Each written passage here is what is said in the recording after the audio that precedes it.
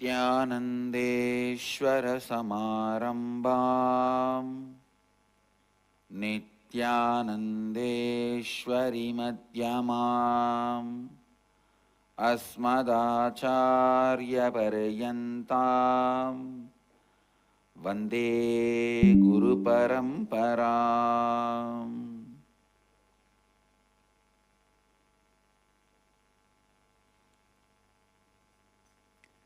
I welcome you all with my love and respects.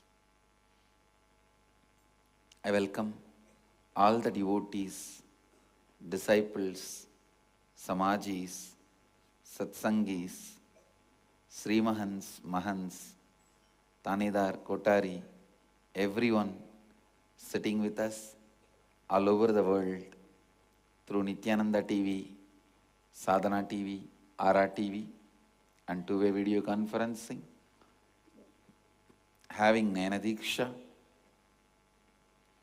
cities sitting with us in two-way video conferencing, having Nayana Diksha, Toronto, Tirukkayilayam, Los Angeles, Arunachalam, Ohio, Guadalupe, Seattle, Enriching Temple, Phillip Island, Australia, Oklahoma, Somanatham, Sua, Fiji, Kuala Lumpur, Parani, Chennai, Thiruvanmiyur, Phoenix, Melbourne, Tiruvarur, San Jose, Madurai, Vancouver, Bhubaneswar, Ponca City, Oklahoma, Nithyananda Nagaram, Tiruvannamalai, London, Southwest, Madurai, Houston, Texas, Singapore, Singapuram, Indrani, New Jersey, Hong Kong, Sirgari, Trinidad, Tobago, Hyderabad, Guptakashi, Cluj, Romania, Charlotte, Srisailam, Rajapalayam, Hyderabad, Madurai, Singapore, Houston, Vancouver, Ponca City, Oklahoma, and some more cities joining. I welcome all of you with my love and respects. I'll enter into 7th verse of Isavasya Upanishad. Yasmin sarvani bhutani atmaiva bhut vijanataha tatra ko mohaka shogaha egatvamanupashyataha. Please recite along with me. Yasmin sarvani bhutani atmaiva bhut vijanataha tatra ko mohaka shokaha ekatvamanupashyataha. Many in the two-way video conferencing, the remote cities are not chanting along with me. Please chant along with me. Yasmin sarvani bhutani atmaiva bhut vijanataha tatra ko mohakaha shokaha ekatvamanupashyataha. Please understand the meaning explained, expressed and unexpressed in these verses will become part of your bio-memory when you recite them authentically. That is the reason reciting. That is the reason reciting. Yasmin sarvani bhutani atmaiva bhut vijanataha tatrako moha kha shokaha ekatva manupashyataha.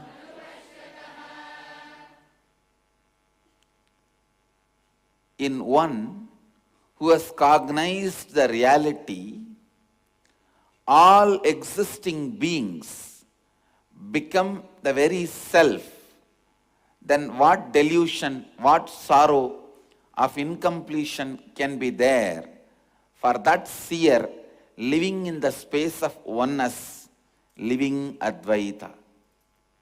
Understand?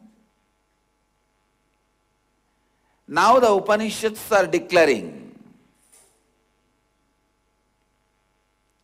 the greatness of Jivan Mukta.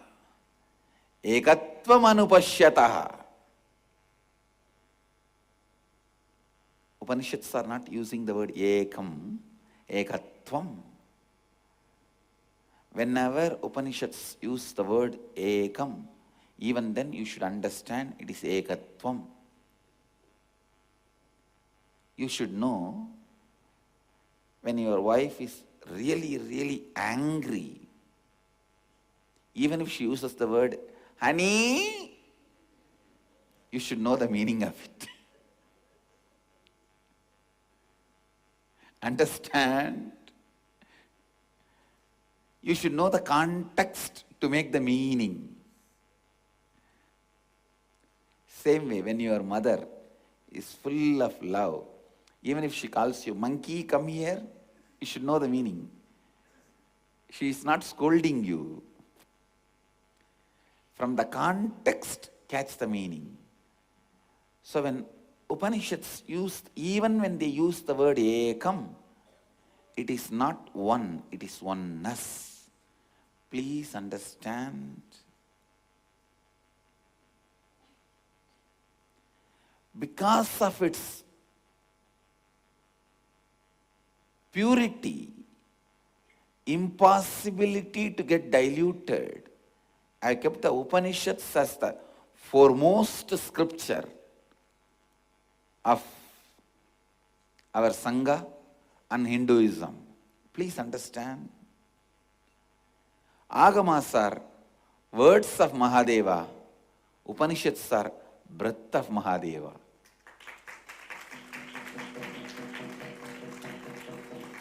Agamas are words of Mahadeva. Upanishads are breath of Mahadeva. So at any time, any conflict, any difference of opinion, always the Upanishads should be followed. Upanishads should be respected.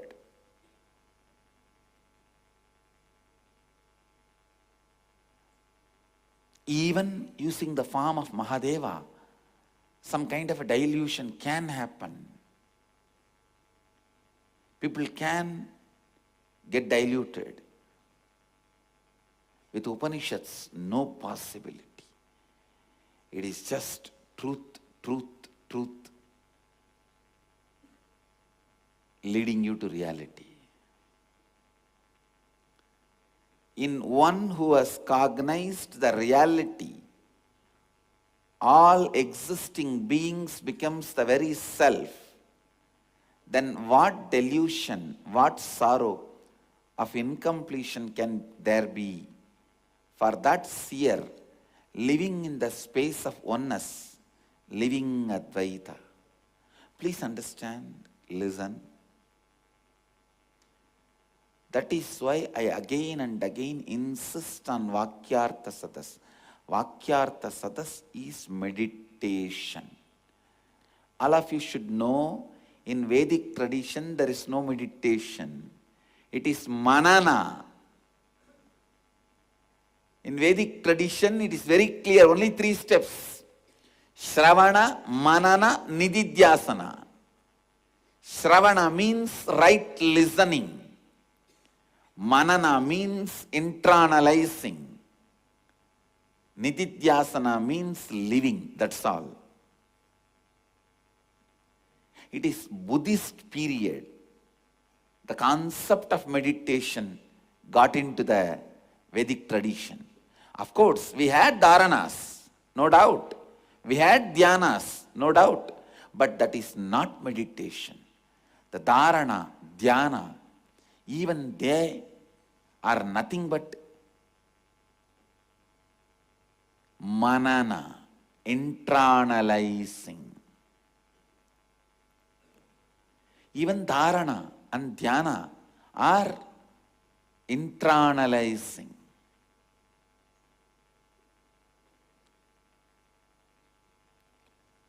Yasmin sarvani bhutani atmaiva bhut vijanataha tatra ko moha kashohaha shokaha ekatvam anupashyataha. Listen, listen.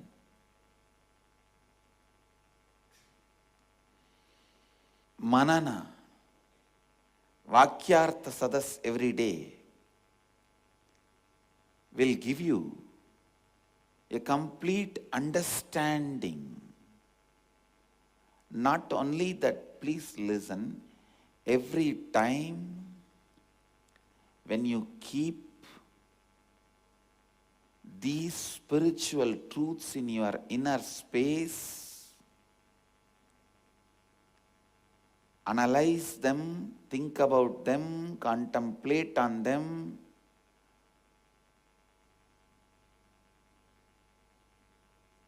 every moment you spend on internalizing these great truths, your incompletions melt down. You are living Advaita. Understand how much ever you struggle to find the solution externally, you will never find. You will never find the solution.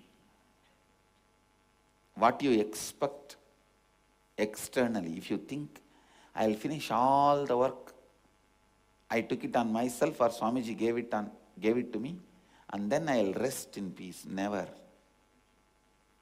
Even after you leave the body, we have work for you. Understand, if you are expecting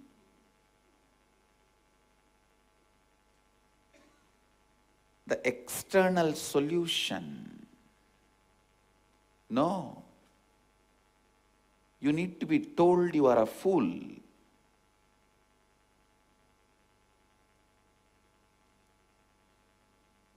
Wherever you really need to be told you are a fool, you should be told that is the real good thing for you. If you have some disease, you need to be told you have that disease.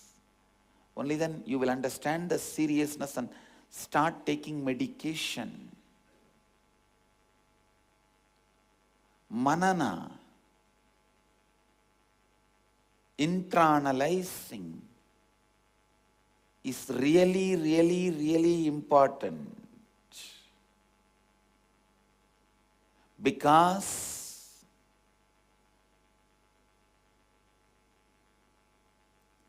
the life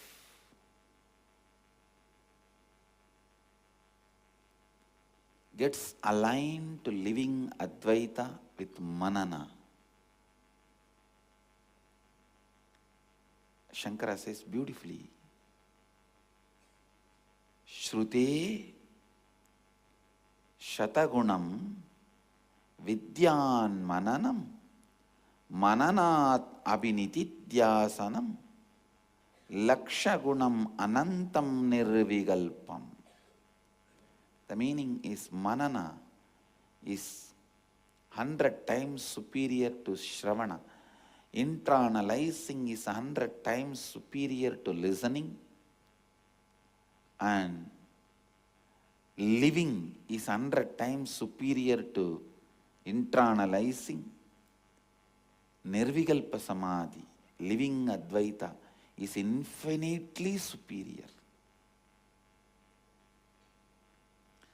Please understand, you need to listen, and internalize again and again and again. That is why I am insisting on Vakyartha Sadas.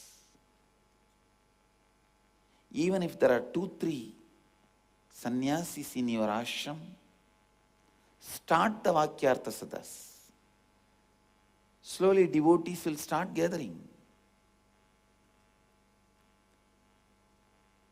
Everywhere, in every ashram, every center, just like puja is compulsory, Vakyartha Sadas should become compulsory.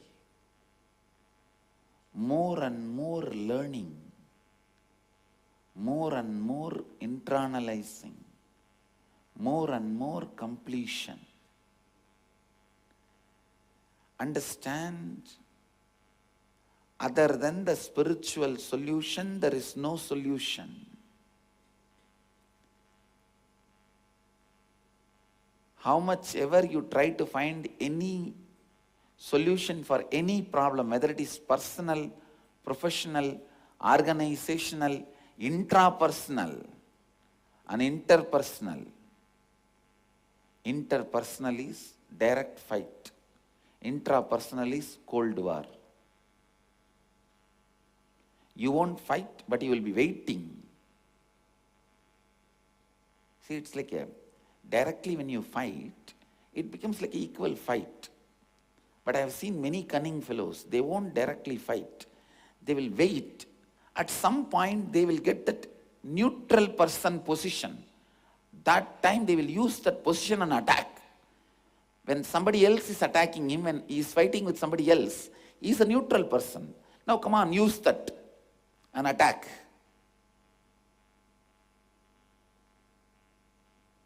Violence. How much ever you hide, how much ever you keep inside,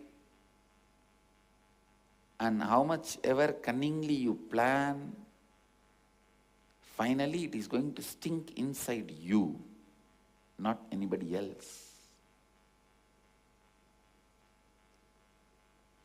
Whether it is interpersonal problem, intrapersonal problem, organizational problem, professional problem, or personal problem, the only way anything can be solved is spiritual solution. Vakyartha Sadas is the best way for a spiritual solution. Discovering spiritual solution for any problem. Please listen. Even if there is no center or ashram in your places, in your apartment complex, you can start Vakyartha Sadas. It is very simple. Whatever truths revealed in the morning satsang, sit and start sharing. While you are sharing, if you have doubts, questions, start putting the questions to each other. If the answers comes out, start debating on it. That's all. The more and more Vakyartha Sadas done, the more and more the truth will be revealed to you. And more living Advaita will happen to you. Yasmin sarvani bhutani atmaiva bhut vichanataha tatrako mohaga ka shokaha ekatvam anupashyataha. Today's subject for Vakyartha Sadas is how Vakyartha Sadas is important to internalize the great truths. I wanted all of you to do Vakyartha Sadas on how Vakyartha Sadas is important. Why Swamiji is insisting on it. How it clarifies many of the hidden self-doubts. And one more thing, There are many questions which you will not even verbalize, but they will be sitting inside you in the form of self-doubt. Verbalized doubt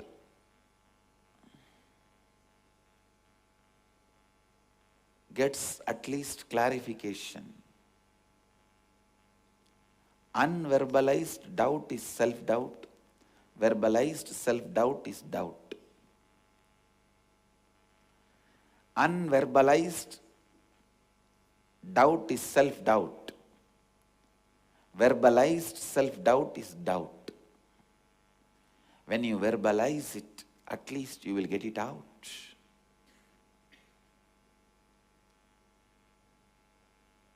People will catch it.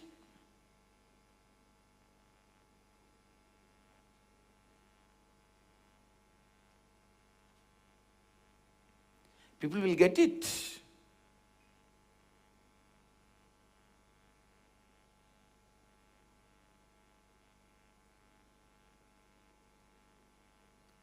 You yourself will see the depths of you.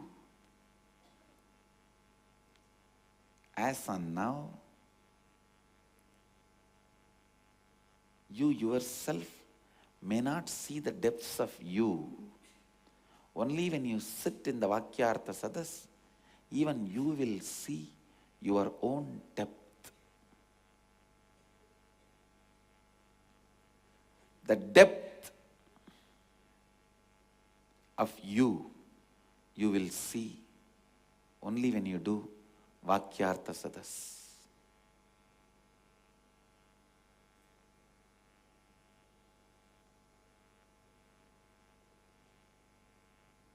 I wanted all over the world, all the devotees, either gather for morning satsang or try to gather for Vakyartha Sadas. Something gather and do Vakyartha Sadas. Your life will be raised to a different level. Yasmin sarvani bhutani Atmaivabhut vijanataha tatrako mohaka shokaha ekatvam anupashyataha.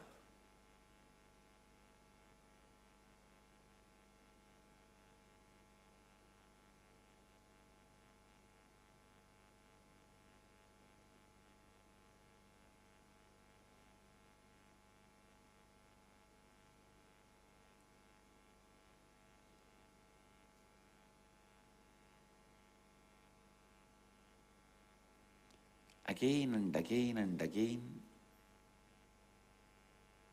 living, internalizing, only will make these great verses as reality to you. In one who has cognized the reality, all existing beings become the very self. Then what delusion, what sorrow of incompletion can there be for that seer living in the space of oneness, living Advaita? Listen.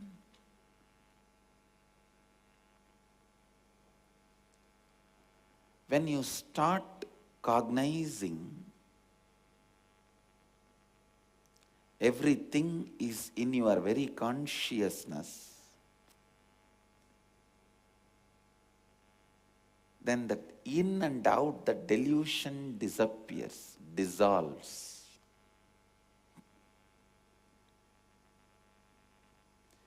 When that in and out delusion disappears, dissolves,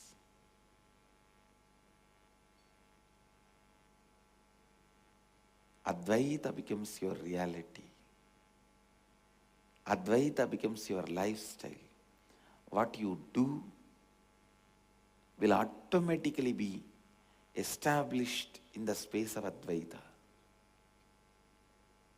God, in its pure form, I am not saying his, I am saying its. Please understand. God, in its pure form, will be radiating through you. will be living through you. Because I am addressing God here as oneness, not as one.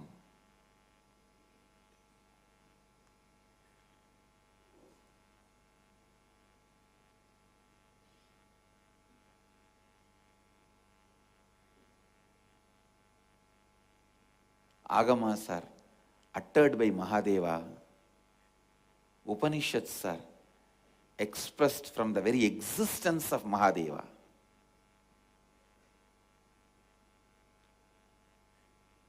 As I said, his breath is Upanishads.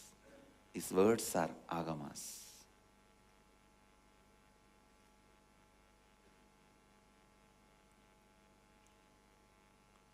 Listen.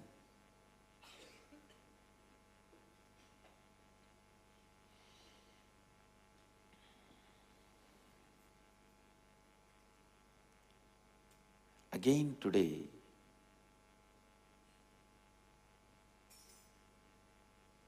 I wanted all of you to contemplate on why Swamiji insists on Vakyartha Sadas. Even if you are not able to physically come and be in the place where Vakyartha Sadas happens, call in, join. And from today, even the enriching temple, Vakyartha Sadas will be live relayed in Nithyananda TV. Or you can call it Adults Vakyartha Sadas. Vakyartha Sadas by Balasans and Vakyartha Sadas by Sons.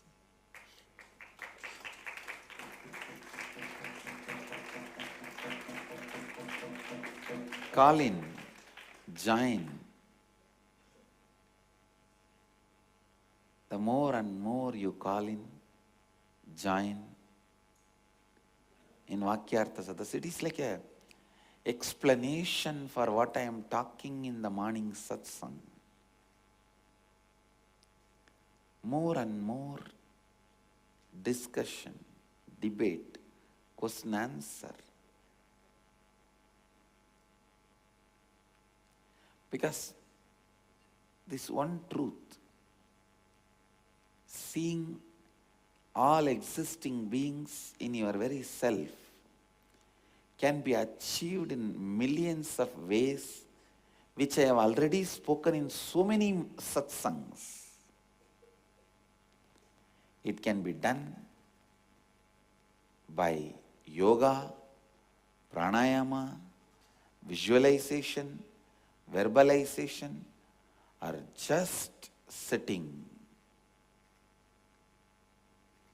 Thousands and thousands of methods. You can experience these great truths. These great truths. Yasmin sarvani bhutani atmaiva bhut vichanataha tatrako mohaha shokaha ekatvam anupashyataha can be achieved in tons and tons and tons of ways.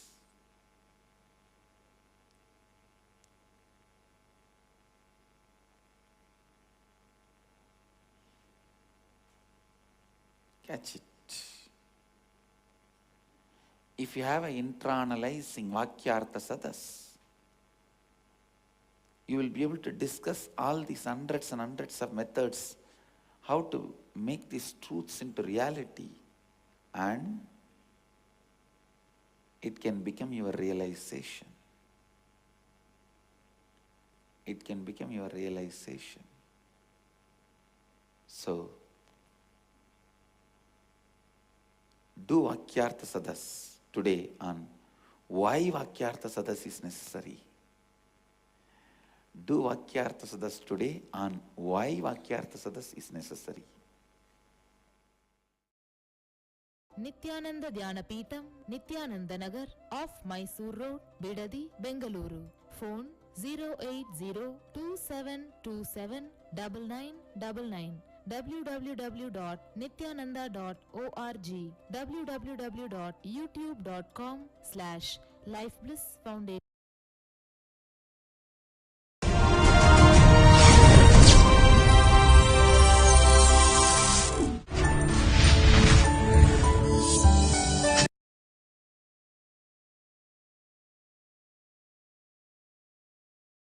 Nithyanandeshwara Samarambam Nithyanandeshwari Madhyamam Asmadacharya Paryantam Vande Guru Paramparam. I welcome all the devotees, disciples, Samajis, Satsangis, Sri Mahants, Mahants, Tanidars, Kotaris, sitting with us all over the world through Nithyananda TV, Sadhana TV, Ara TV, and two-way video conferencing, having Nayana Diksha. Cities sitting with us, two-way video conferencing, having Nayana Diksha.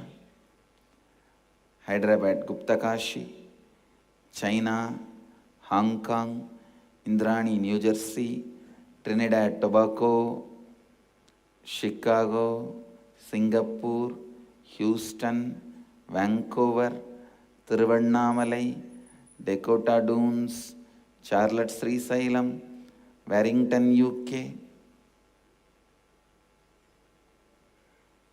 San Antonio, Texas, Sun Prairie, Wisconsin, Bangalore North, Rajapalayam, Toronto, Tirukailayam, Guadalupe, San Jose, Oklahoma, St. Louis, Kuala Lumpur, Seattle, Toronto, Ohio, Melbourne, Los Angeles, Chennai, Tiruvanmiyur. I welcome all of you with my love and blessings after so many days. So get ready for a blast. I'll continue on the Isavasya Upanishad 6th verse. Yastu sarvani bhutani atmanyevanu pashyati sarva bhuteshu chatmanam tatona vijugupsate. Listen. Yastu sarvani bhutani atmanyevanu pashyati sarva bhuteshu chatmanam tatona vijugupsate. One who indeed lives by seeing as it is the whole existence, all unmanifest and manifest beings existing in the consciousness itself and the consciousness existing in the whole existence, thus does not feel violated or hates anything existing by virtue of not seeing oneself as separate from the consciousness. Listen. Today I am taking completely a different route for you to experience this truth. If you think this stone is too big, based on this stone, you will compare everything else. Oh, that stone is smaller than this. That stone is equivalent to this. This stone is little bigger than this. So based on the stone which attracted your attention, due to its qualities, based on that you will compare all other stones, everything around it, and try to grasp, understand. That is what exactly you are doing in your life. You try to gauge, study, cognize, understand everything based on the idea I, aham. I is the most heaviest thing which you perceived in your life. You are literally in love with it. Understand? The I which you perceive, the I which you experience the moment you wake up, till the moment you fall into deep sleep, even after that in the dreams, sometime even in the deep sleep, the I which you are perceiving, experiencing, you feel it is so heavy, so important, so glorious. Because only with that, the support of that and that's existence, you are able to perceive and enjoy, have all the moments and able to relate with existence. Listen. What you perceive as I, it is enchanting, mesmerizing, so useful, most useful than anything else, because anything else is perceived because of that I.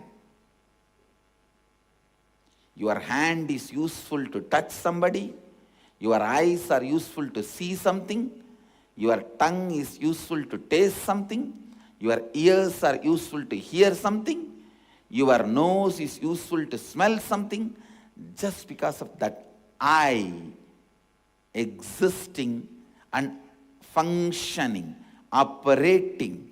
That is why so much you grasp that I. You just possess that I. You grab that I. So much of greed to keep it functioning. So much of fear to lose it. Everything functions centered on that, because that is too heavy, too big, too much for you. Listen. Because that is the first useful thing in your life, you are just in love with it. You just celebrate it. You enjoy it. I am not saying it is wrong. It is great. It is great. But just you need to know the quality of that I which you are celebrating. Unfortunately, because of the utility value of that I, you are celebrating it, not the quality of it. Please listen. Because of the quality, the utility value. Understand?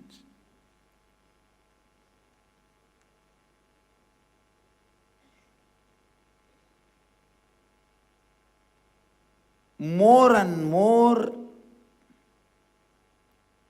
you celebrate the I because of the utility value, more and more your life becomes dead. More and more you start understanding the quality of the I, the more and more your life becomes alive. Even in relationship, listen.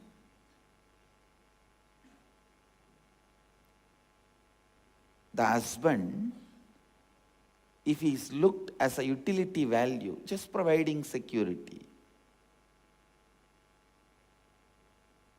the relationship will become more and more dull and dead in course of time. But if you look at his quality, which makes him provide security to you, more and more you will fall in love with him. Same way with wife. If she is just a utility value for some household responsibilities or for pacifying your lust, the relationship will become more and more dull and dead. by the days passing.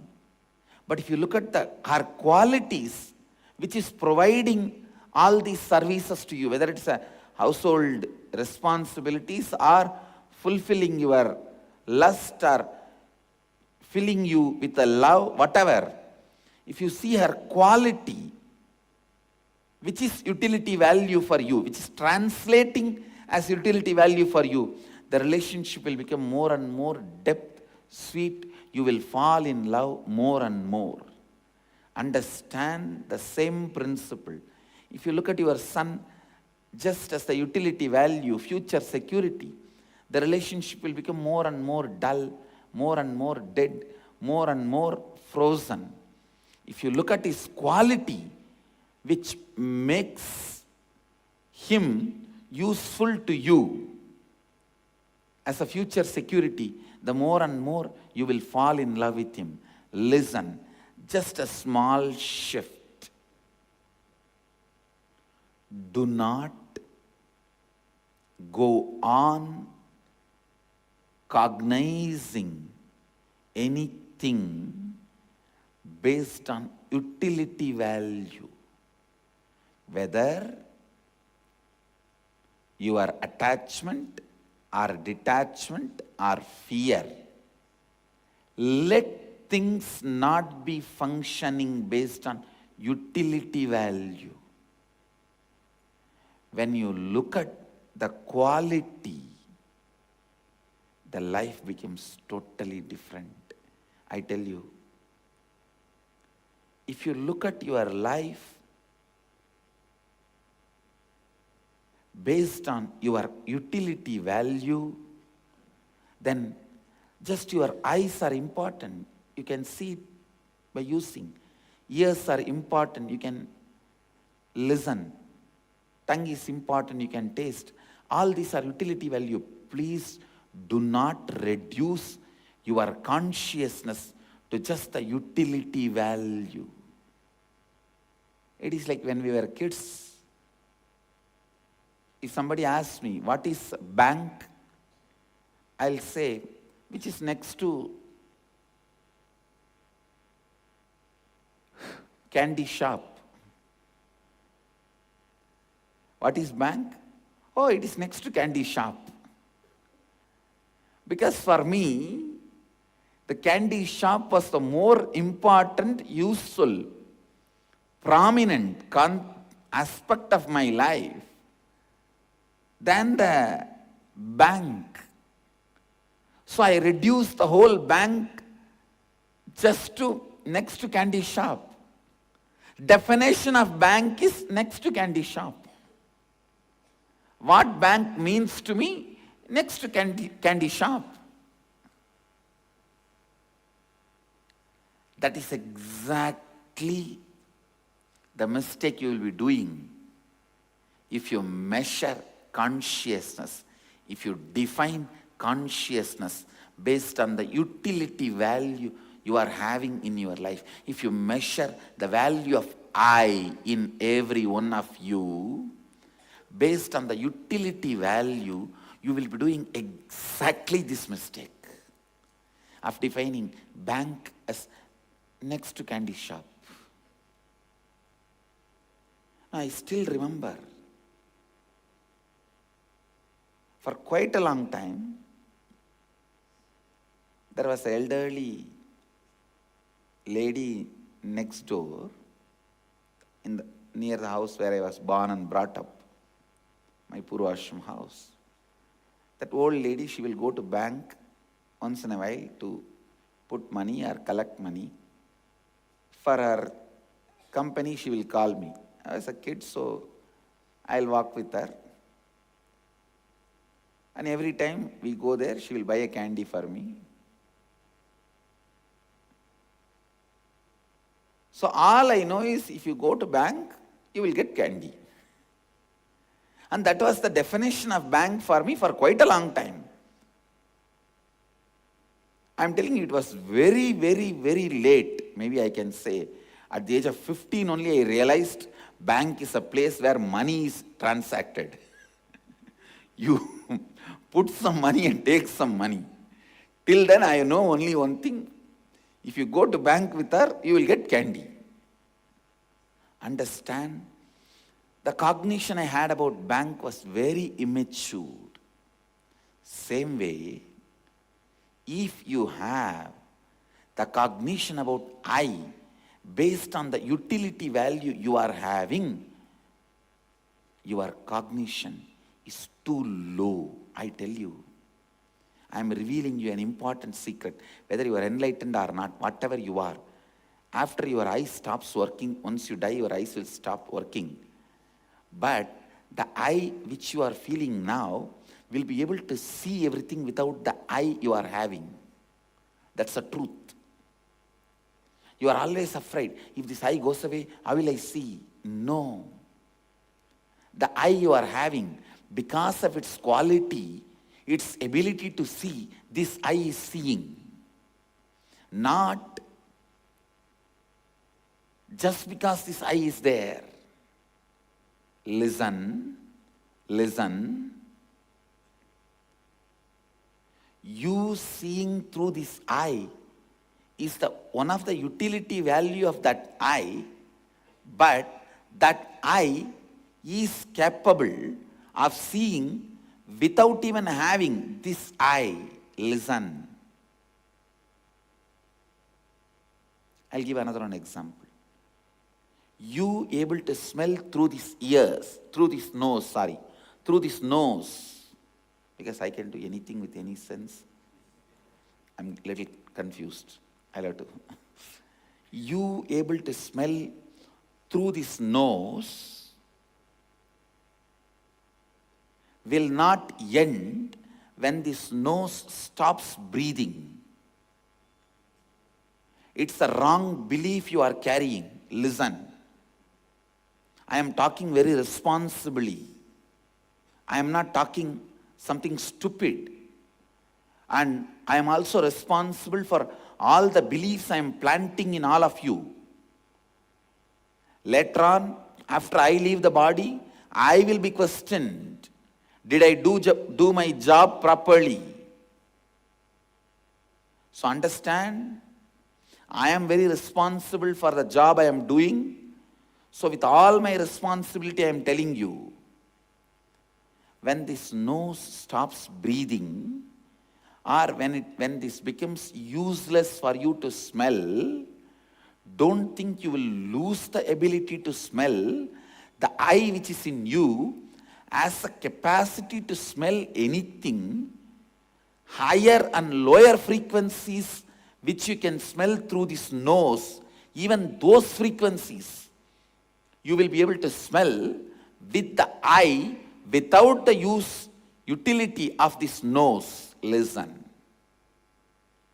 Sound. The decibels you are able to hear using these ears. When this ears stops functioning, the eye you are having is capable of listening any decibel higher or lower and same, which you can hear through these ears. Understand? Then we will have a question. Why then deaf people are not able to hear? Please listen. They are assuming this body. When they are using one part of this body, they cannot use the other part of the body without the help of that part. When they don't have the whole body, when they renounce, the eye revives its original state and able to function without the restriction of the body. Listen. The constant belief you are having, this body as a great utility value. I am not saying no, it has utility value in this frequency, but the eye which you are having, by its very quality, it can do greater, better, experiential living. without the utility of the body and mind which you think is very useful for you now. Understand? I am not saying this body, this mind is not useful now. It is useful. With that only I am even talking to you. It is useful in this frequency. I am only asking you to drop the fear.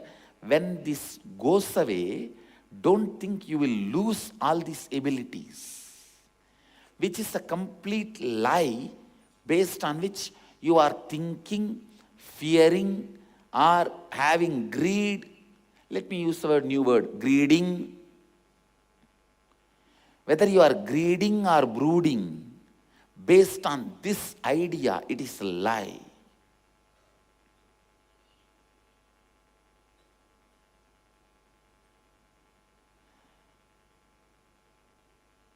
Just this one understanding,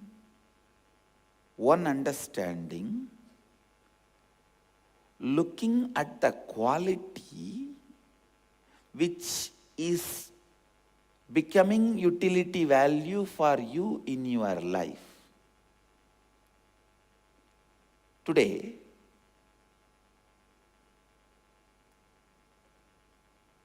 sit and pen down. This is the homework and subject for Vakyartha Sadas to all of you. All the relationships, all the things you think useful in your life.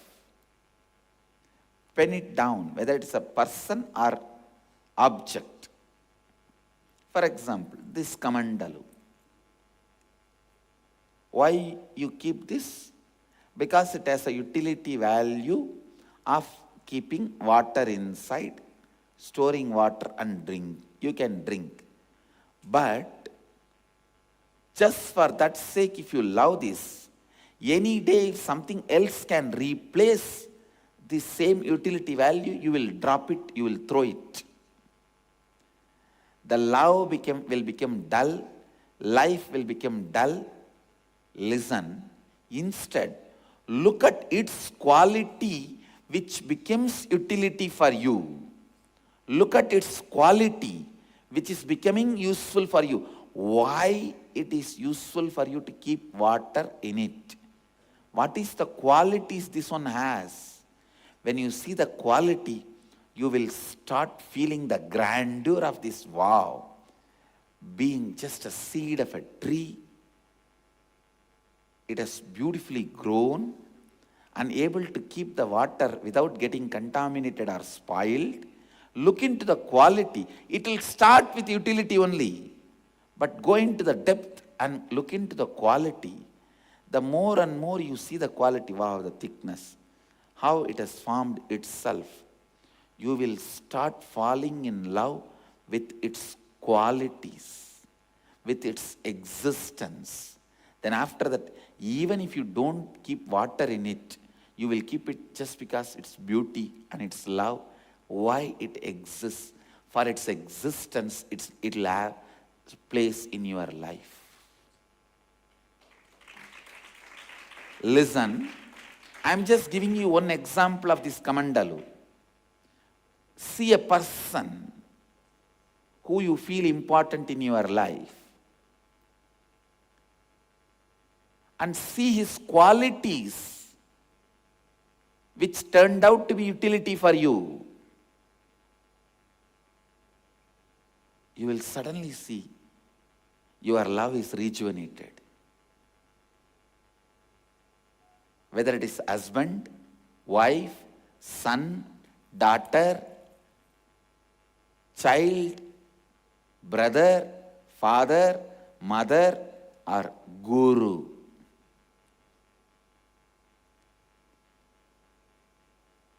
Many people look at me as a utility value, just healing, or giving some boon. If you are standing only on the periphery of the utility value, any day, if you get better utility value somewhere, or something, you will just drop from me or drop me from your life. But if you see the quality which is becoming utility for you, suddenly again you are in love with the Master when you started relating with him. Exactly the repetition of in those days when I saw him first time. Repetition of those moments.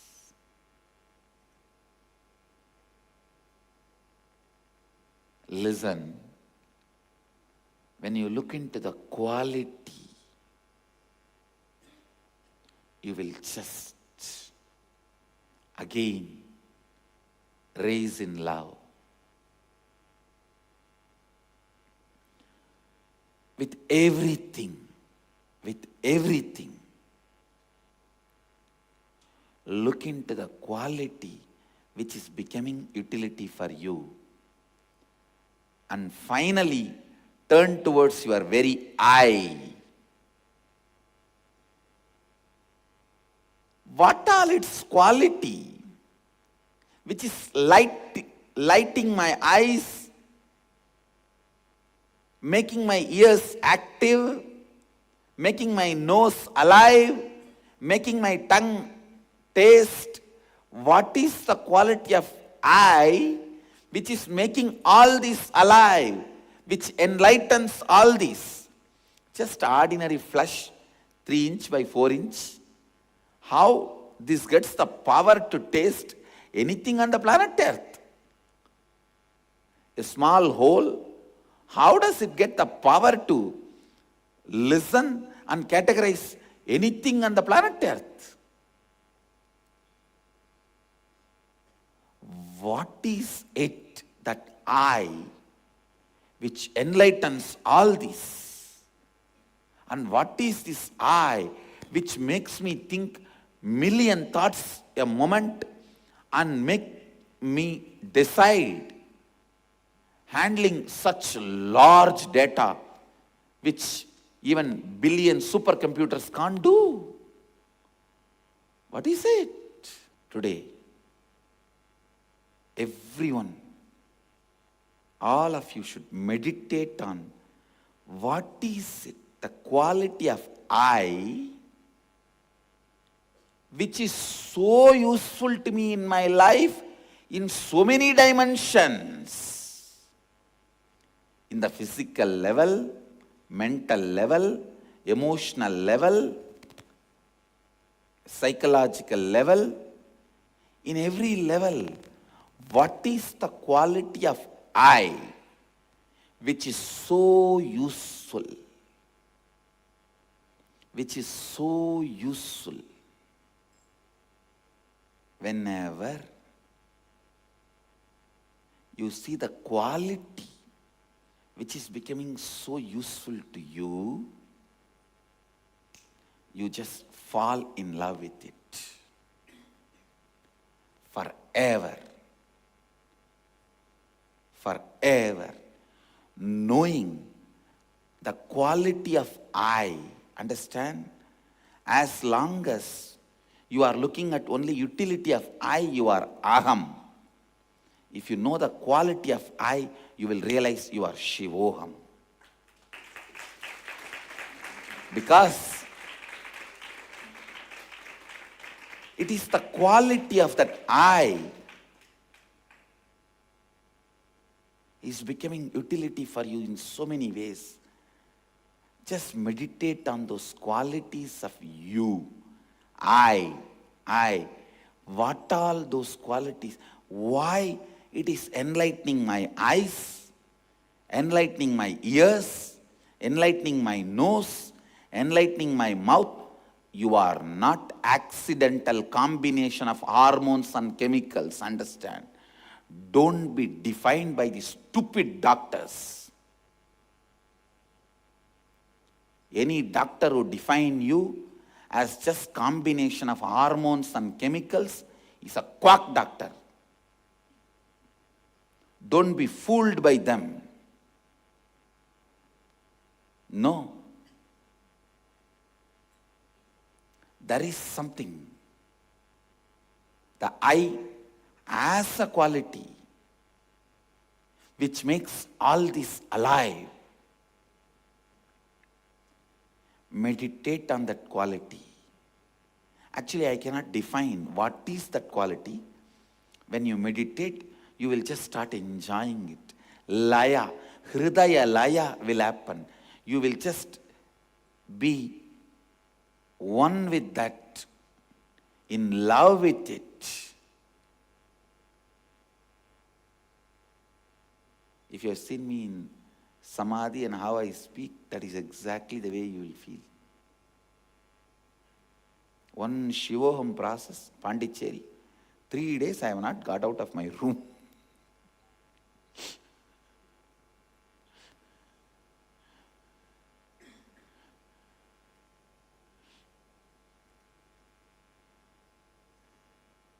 I was not sick. I wanted everyone to know. I was not sick. I was too well. That's all. I was too well.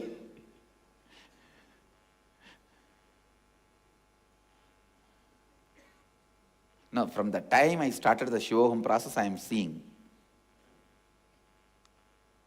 just, even me, even for me, it is like again falling in love with enlightenment. Again falling in love with Mahadeva. Because he never becomes old. It is never too late to be in love with Mahadeva.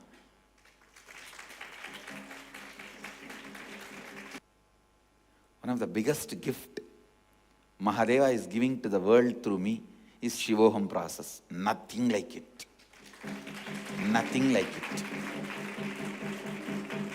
Understand, the people who look at me only as a utility value will never be able to understand what goes on in the Shivoham process. People who look at me as the quality value only will catch what goes on in Shivoham process.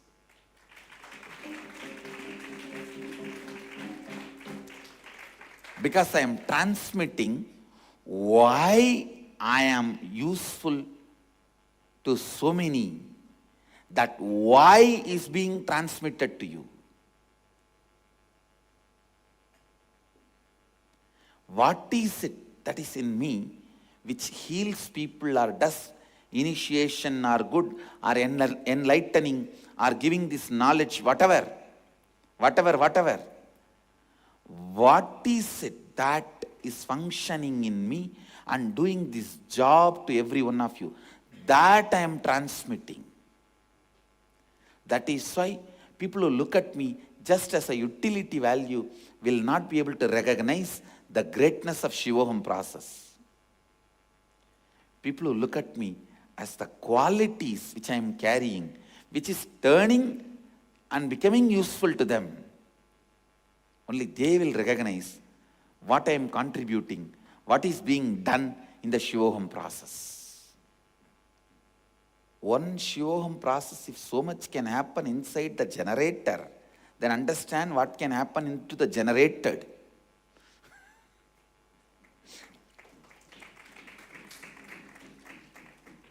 Now last, I think from this December I started. It is always next day in Samadhi.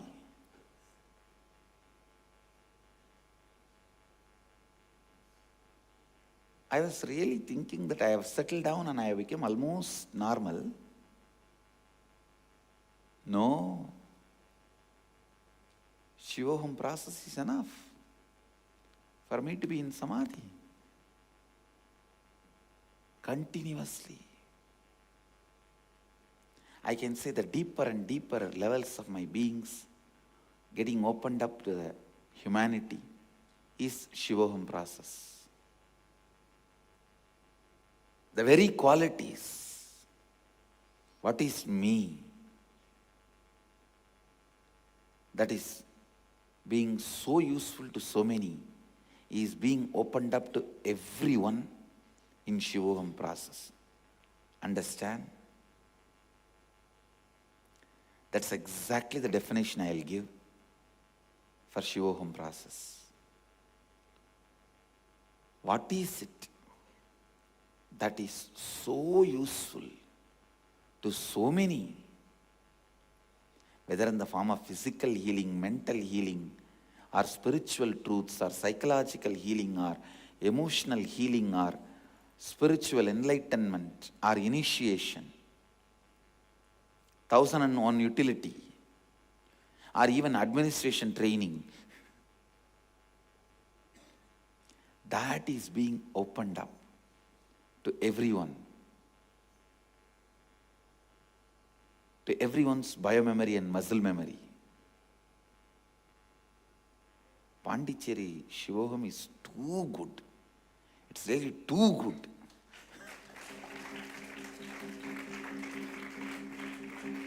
That place where the Pondicherry ashram is, it's a 2000-year-old temple. It's a temple from Chola period.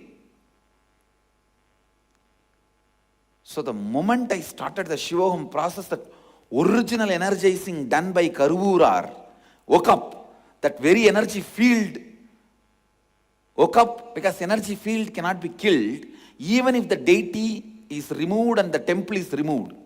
The energy field continues to exist as long as the Garbha is there, which is planted usually around some 40 to 50 feet down below the ground.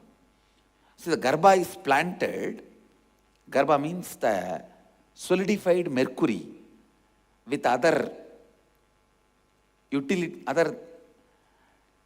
traditional herbs, 30 to 40 feet depth. As long as that is there, energy field cannot be removed. And in Pondicherry ashram, still that is there. 8 Garbha is there inside. Means 8 Garbha mandirs Garbha is inside. It is there. So the moment I started the Shivoham process, all the 8 Garbhas came to life. It has come back to life. Now it is like a 9 Shivoham process going on. All these 8 supporting me.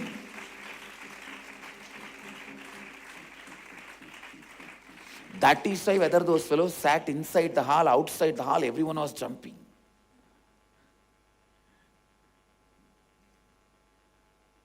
One is in the center of the road, and the other things are all around. One is exactly below the Garbha Mandir where I have installed Mahadeva.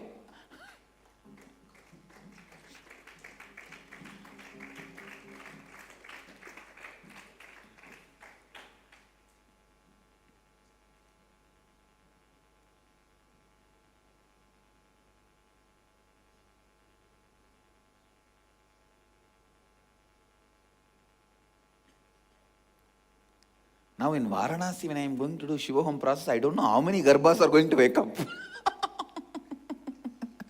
Because it is all around.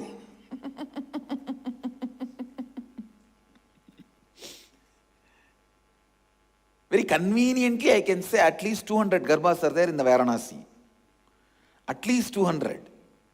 Very conveniently, comfortably, I can say. Pondicherry was too good. Just everything woke up. And now I know this 8 Garbha, you will see it'll do the like a, now it'll, see when I did the Prana Pratishta, only that 1 Garbha woke up, which is under the Garbha Mandir. And now the whole 8 woke up. Now you will see how the Pondicherry ashram is going to flourish and how it is going to give boons and going to do so many good things to people. You will see now. It will become too popular. Because any fellow who walks into that ashram, prays, simply that will become reality. His prayer will be blessed, healing will happen, all miracles will happen left and right.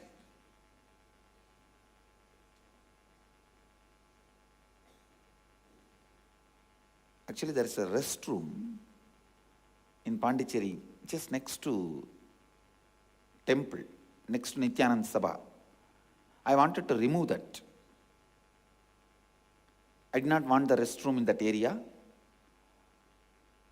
For Vastu reasons, I thought I'll shift it. After this process, I saw there is a Garbha below that. So any fellow uses that restroom will be healed now.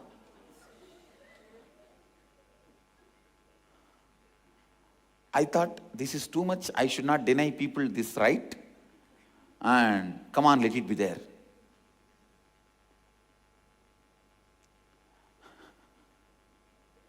No, it may look little very funny and stupid, but what to do? That is the way it is.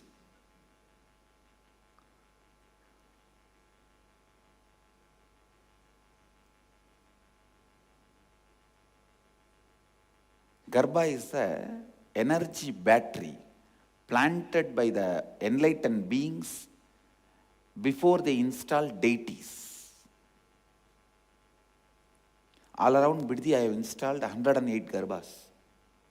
In 108 places, the solidified the Garbha is installed in Biddi.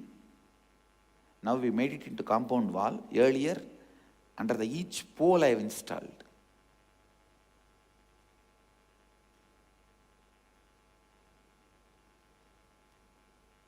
Look into the quality of I each one of you are carrying.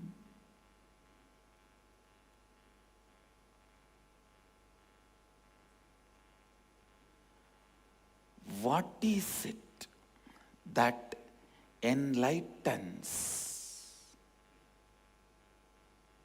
all my senses and mind?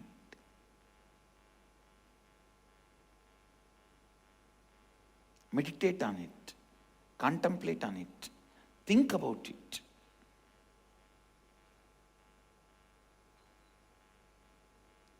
The more and more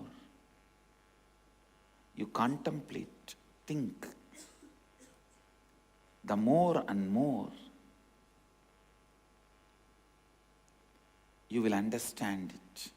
Aham will become Shivoham. Yesterday, one of my Mahant was telling me, Swamiji, after the Vakyartha Sada started in ET, it has become so alive. We are all enjoying it. First we thought, what can we speak? But finally we decided to listen to your words. Good. When the disciples listen to your words, not only they are saved, you are also saved.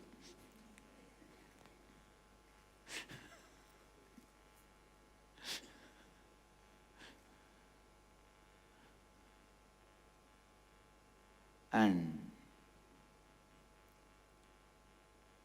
she was telling, I never thought we will be able to think and speak so much. I encourage, I don't want to make it as a rule, I encourage more and more people participating in more and more Vakyartha Sadas. I also encourage more and more ashrams starting Vakyartha Sadasas. Every evening, more and more Vakyartha Sadas. All Mahants should start Vakyartha Sadas every evening. Evening, everyone will get free time. Nobody is going to work after 7. If you are working, then late evening. When you have finished your daily routine work, spend little time on Vakyartha Sadas.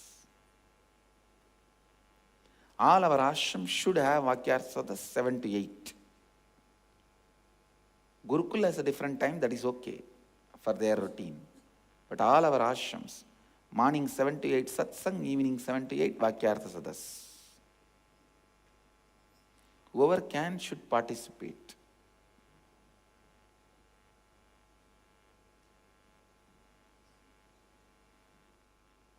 So understand.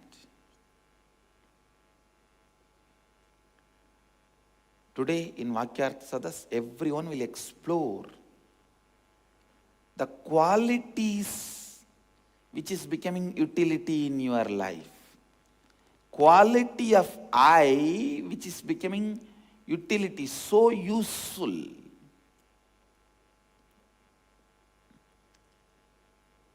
Then you will understand one of the important quality. Listen, why you are able to see everything, because you exist in everything. Why you are able to hear everything, because you exist in everything. Everything you see, you exist in that. Everything you taste, you exist in that. Everything you hear, you exist in that. Everything you can touch, you exist in that. When you look in, you will understand this verse. You exist in everything and nothing to be afraid of. Nothing to be afraid of. Yastu sarvani bhutani atmanyevanu pashyati sarva bhuteshu chatmanam tatona vichugupsati. Nothing in which you don't exist.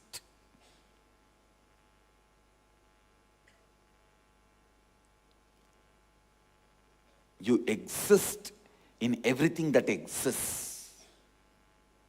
You will come to that realization the moment you start meditating on what is that I. I bless you all. Let you all radiate with integrity, authenticity, responsibility, enriching, causing, living Advaita, eternal bliss, Nithyananda. Thank you. Be blissful.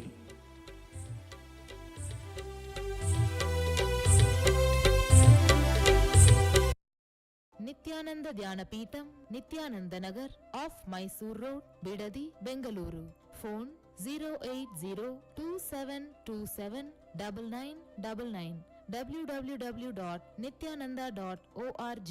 www.youtube.com/lifeblissfoundation.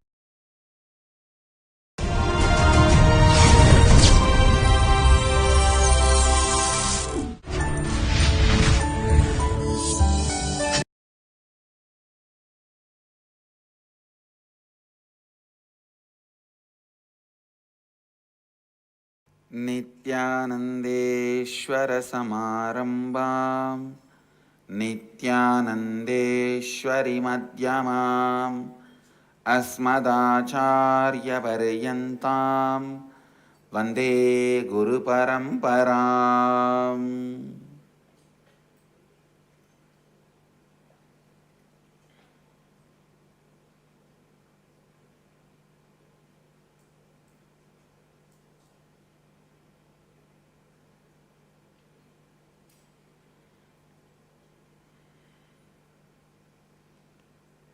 I welcome all the devotees, disciples, samajis, satsangis, Sri Mahants, Mahants, Tanedars, Kotaris, Balasans, sitting with us all over the world through Nithyananda TV, Sadhana TV, Ara TV, and two-way video conferencing, having Nayana Diksha. Cities sitting with us in two-way video conferencing, having Nayana Diksha, Chennai, Los Angeles, Seattle, Redmond, Kuala Lumpur, Toronto, Port Washington, New York, Ohio, Austin, Enriching Temple, Bidadi, Melbourne, San Jose, Oman, Tiruvanmiyur, Vancouver, Bhubaneswar, Dubai, Houston, Warrington, UK, London, Oklahoma, Madurai, Hyderabad, Guptakashi, and lot more cities are Charlotte, China, Melbourne, Redmond, so many more cities are joining. I welcome all of you with my love and respects. I'll continue to expand on 6th verse. Please recite along with me. 6th verse of Isavasya Upanishad. Yastu sarvani bhutani atmanyevanubashyati sarvabhuteshu chatmanam tato na vijugupsate. Listen. Listen now. One who indeed lives by seeing as it is the whole existence, all the manifest and unmanifest, existing in the consciousness itself, and the consciousness existing in the whole existence, thus does not feel violated or hates anything, existing by virtue of not seeing oneself as separate from the consciousness. Listen. Today I am going to explain the subtle nuances when you put an idea inside you, how your mind creates ripple effects. Please understand. The moment I say everything is in your consciousness, you are in, everything exists. For a normal person, the first thing will come up. The ripples created in him will, oh, if everything is in me and I am in everything, why there is so much of suffering and conflict? Whom I love don't love me. Who loves me, I don't feel love towards them. Please understand.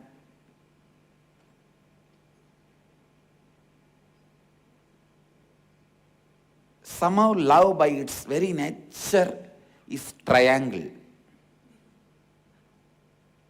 Never circle. Because whoever loves you, somehow you already take them for granted and you feel they are already in your kitty, in your packet. And you want always the adventure, exploring, excitement.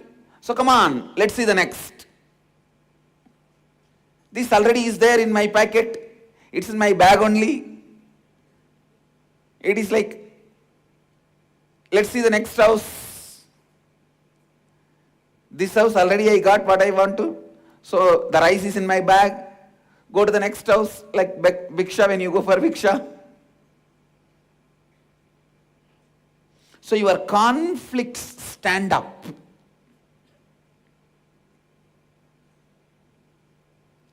Whoever I love, never love me. Whoever loves me, somehow I feel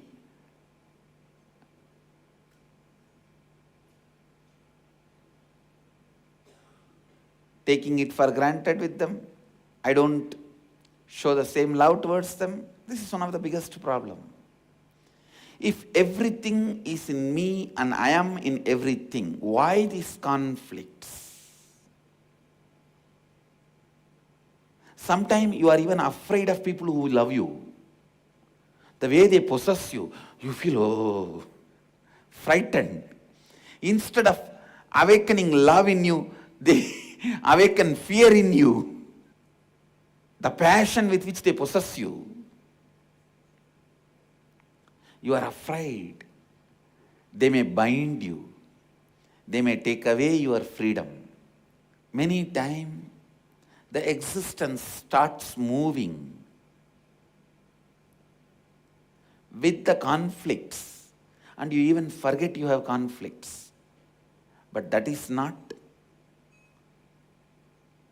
the state need to be achieved through this verse. That is not the space this verse is pointing towards.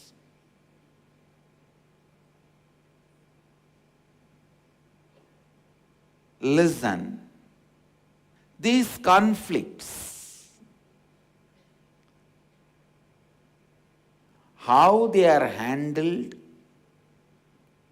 how these thought trends are created, listen, I'm entering into the deeper aspects of practical reality of these verses. When you work with them, the conflicts you will face, I'm expanding about them. Please listen. When you look and sit and scan,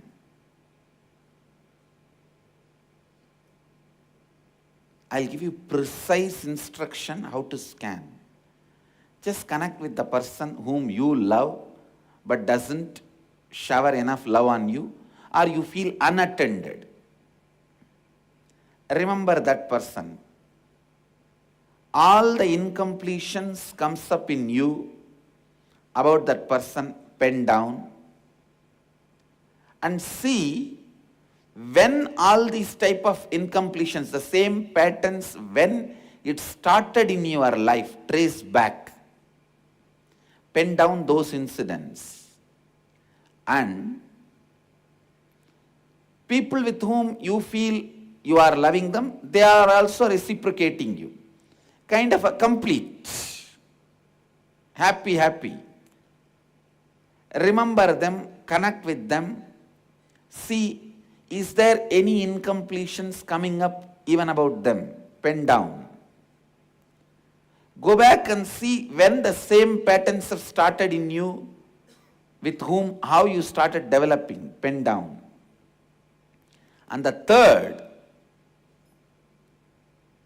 with whom you feel they love you, they suffocate you, but you don't feel love towards them. Remember them and pen down, connect with them and pen down all the incompletions they provoke in you. And when those patterns started in you, persons, incidents, situations, pen them down. Do these 3 exercises. Listen. 1, with whom you feel love, but they don't reciprocate, unattended. 2, with whom you feel love and you feel attended also, reciprocated. 3, with whom you feel love, you don't feel love, but they love you. They shower so much on you. But either you feel suffocated or fear that they may possess you, or whatever, some other incompletion. They love you, but you don't feel loved. Understand about all these 3. Sit and do manana, means internalizing. What is the patterns each one of them evoke in you?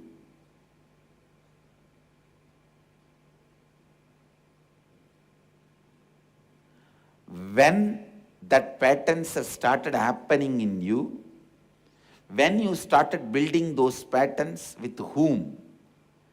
Pen down all that. Do these 3 exercises.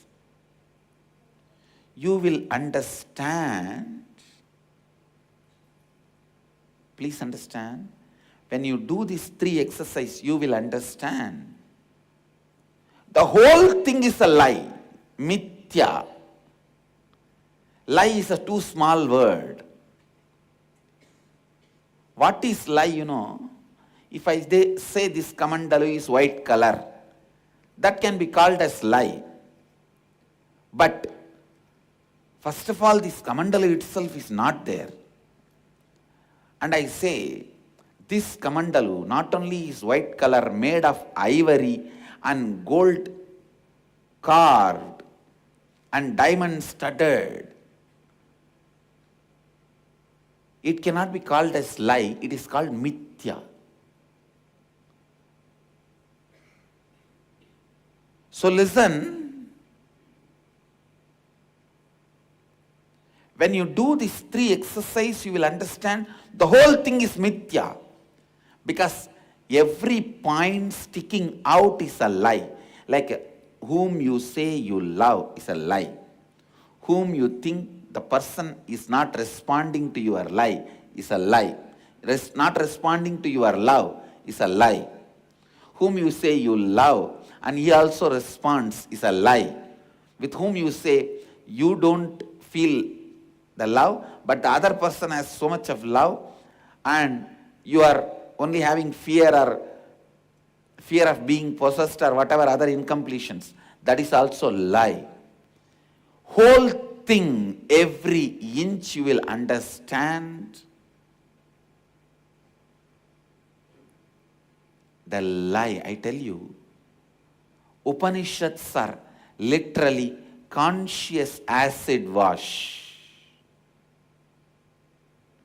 Upanishads are literally conscious acid wash, and it goes on maturing your aspirations and understandings.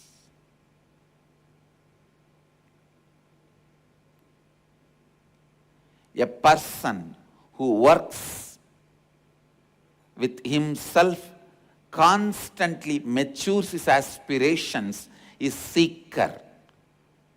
The person who works with himself, matures his aspirations, is seeker.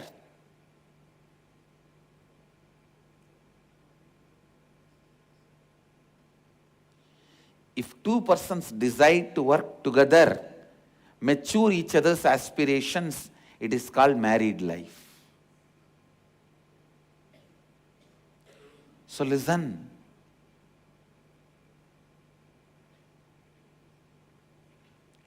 Go on working with people. Go on working with people. Maturing the aspirations of the people. If you start maturing your aspirations,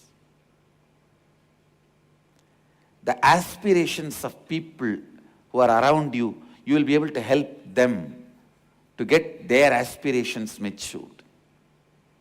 Listen.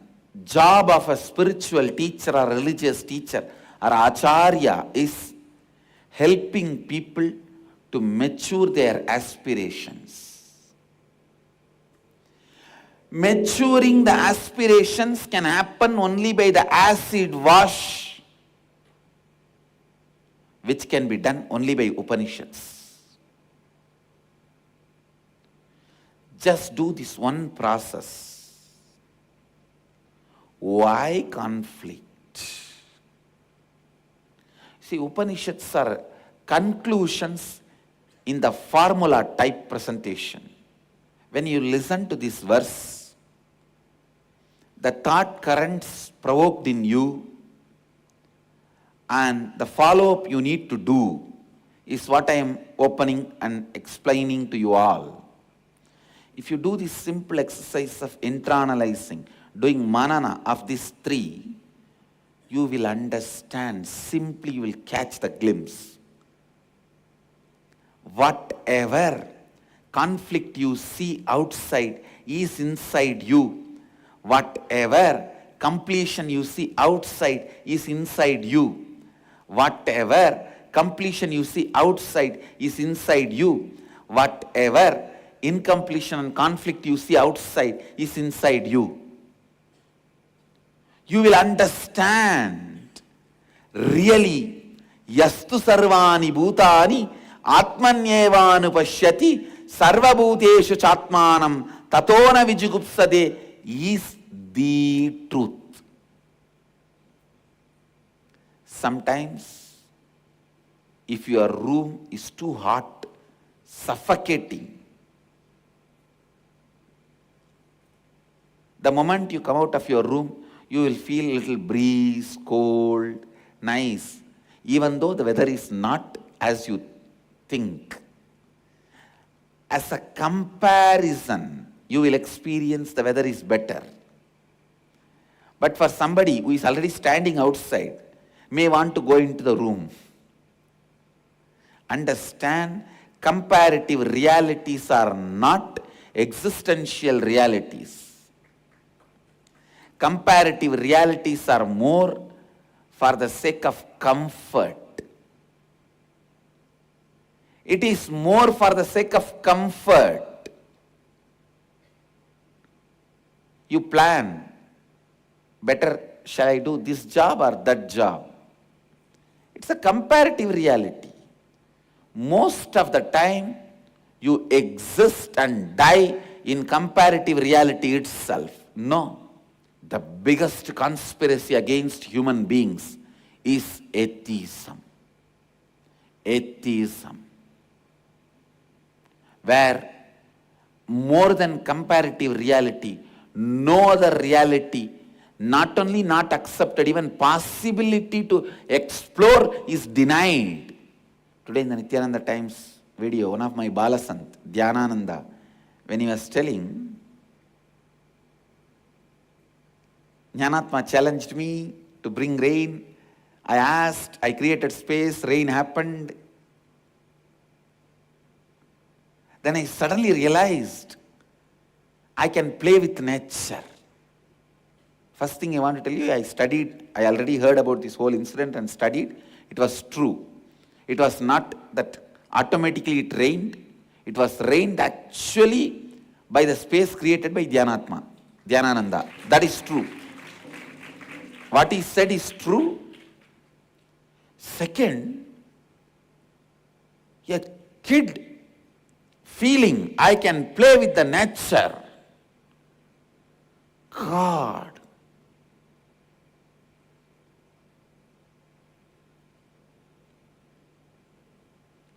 It is just unimaginable boon anybody can receive, especially when they are kid.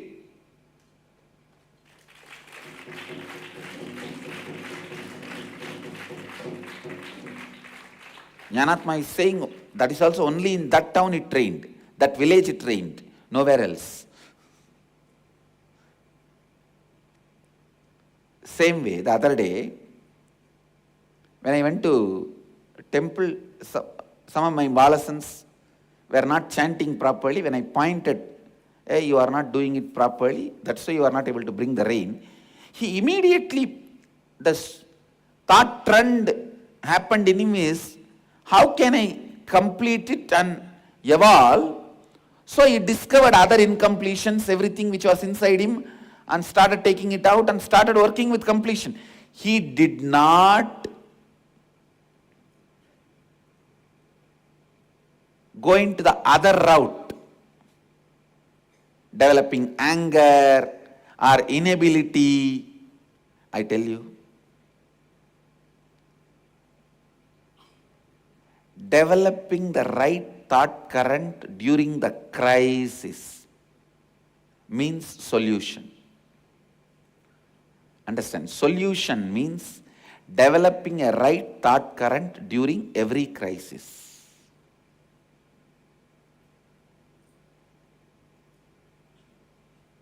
Nothing else. Just do this one simple manana, internalizing with all the conflicts you feel in your life. You will suddenly see whatever good outside is inside you, whatever bad outside is inside you, whatever good inside is outside you, whatever bad inside is outside you. Incompletion in, incompletion out. Completion in, completion out. Completion out, completion in. Completion, incompletion out, incompletion in. Listen.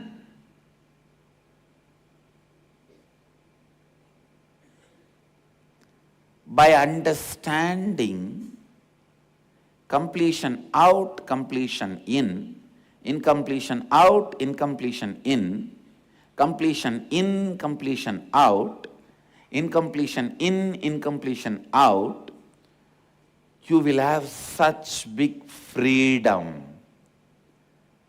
and restful awareness. Wow! Then I can do as I want. I can play as I want. Everything is in me. Freedom is feeling larger and larger number of people, places, spaces as part of you. Freedom means expanding the boundary you feel about you. Everyone is using something to experience freedom. A rich man uses his money, and more people dependent on his money. He feels his freedom is expanding. They are all under him.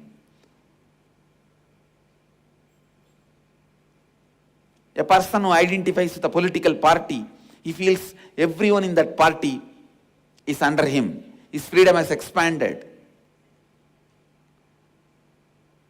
A person who identifies with a language or a state,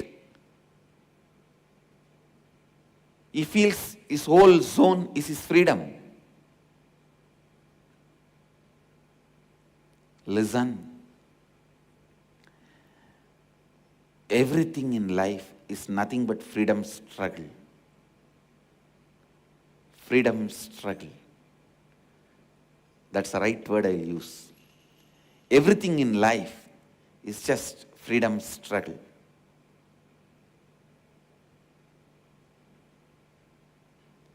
But the real freedom can be received, you can get it only by a person who is already free,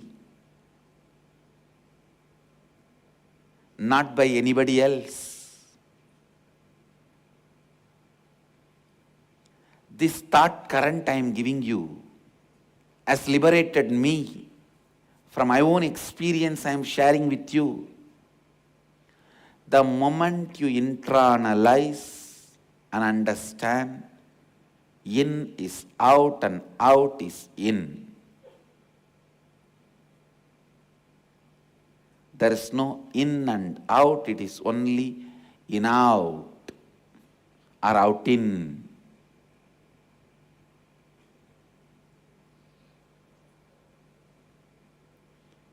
If you have seen the out first, you describe as out in. Because what you saw first, out, then in, out in. If you have seen the in first, then you call it as in out. In out and out in. It is like in out, out in. In out, in out, in out, in out, in out, in out, in out. That's all. You can't say out in or in out. It is. In Tamil Siddha tradition, there is a beautiful mantra. Shiva, Shiva, Shiva, Shiva, Shiva, Shiva, Shiva, Shiva.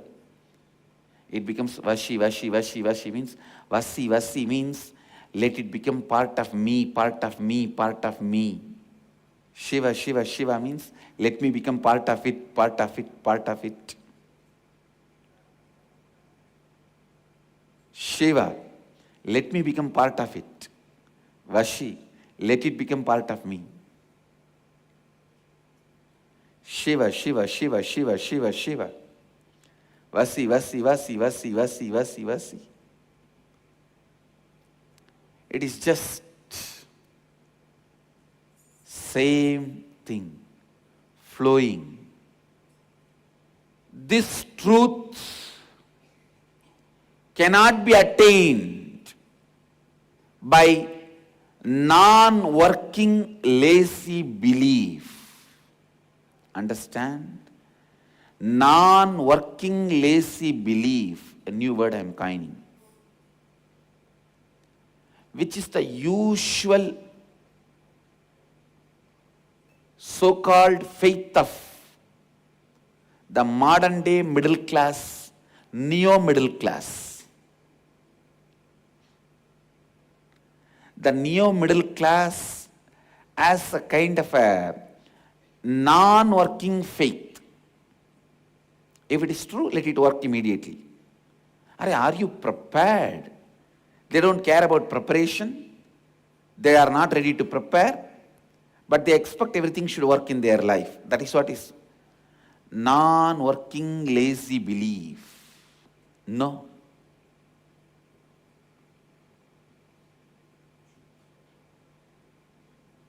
A seeker needs to be responsible. He can't spend his time and energy in non-working lazy belief. Most of the people who waste their time in the name of seeker are this type of people. Non-working lazy belief, I tell you. Never miss satsang, because that is the only thing will constantly keep you moving. If you miss satsang even for 1 month, you would have completely lost the track and you will be going in some other thinking direction in your life.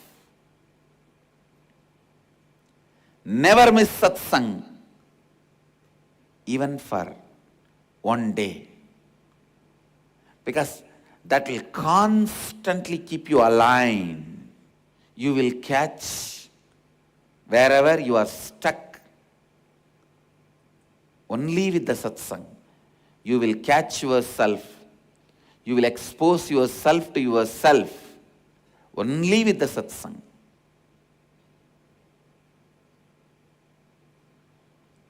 So listen.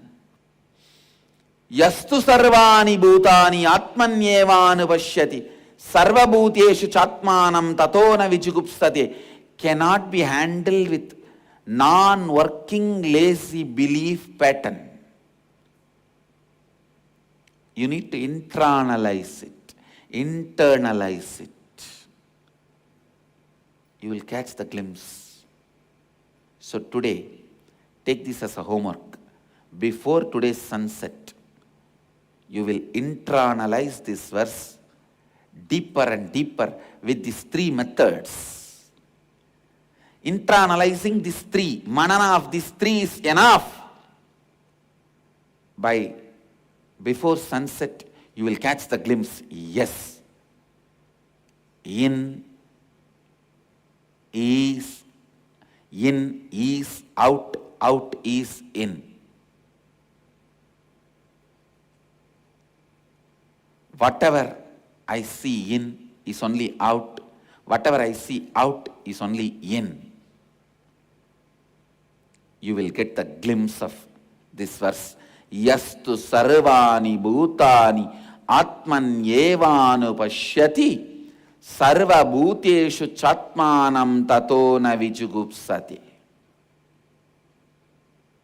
And tonight Vakyartha Sadas is all about how you got this truth clicking with you.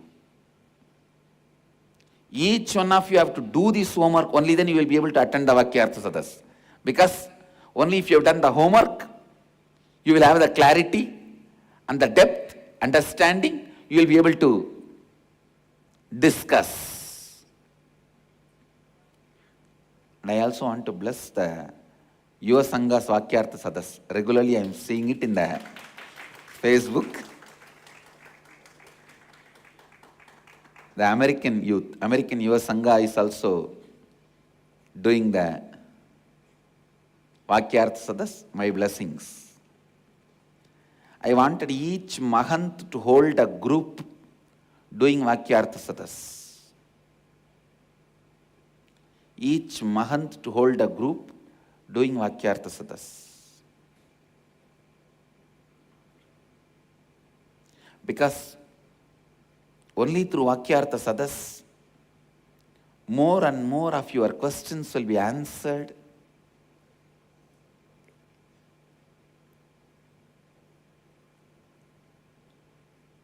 Your answers will be questioned.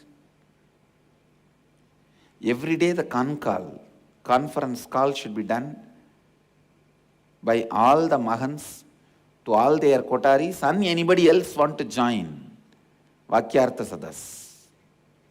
Because that's the only way you will help people.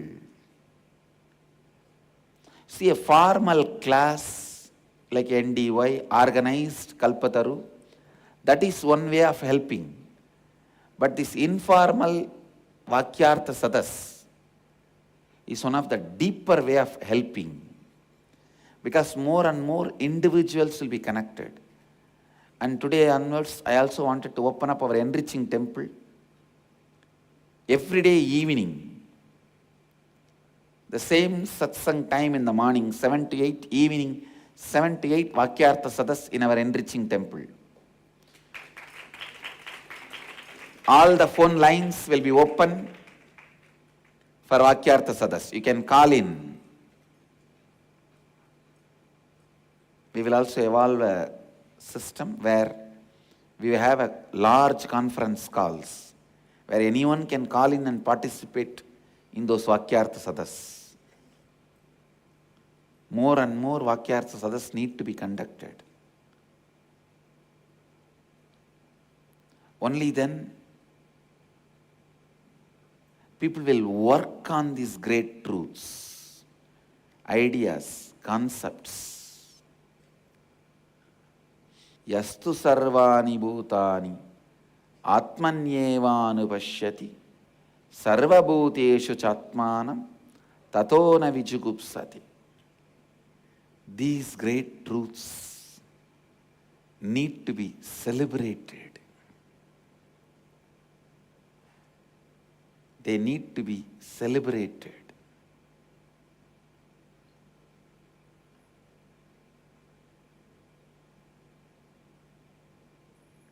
Celebrate them. With this, I bless you all. Let you all radiate with integrity, authenticity, responsibility, enriching, causing, living Advaita, the eternal bliss, Nithyananda. Thank you. Be blissful.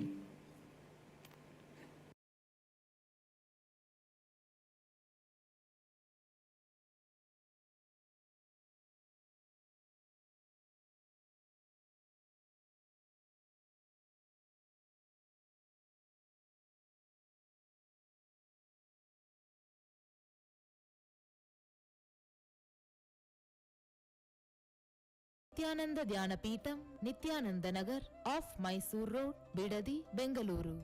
Phone 08027279999. www.nithyananda.org. www.youtube.com/lifeblissfoundation.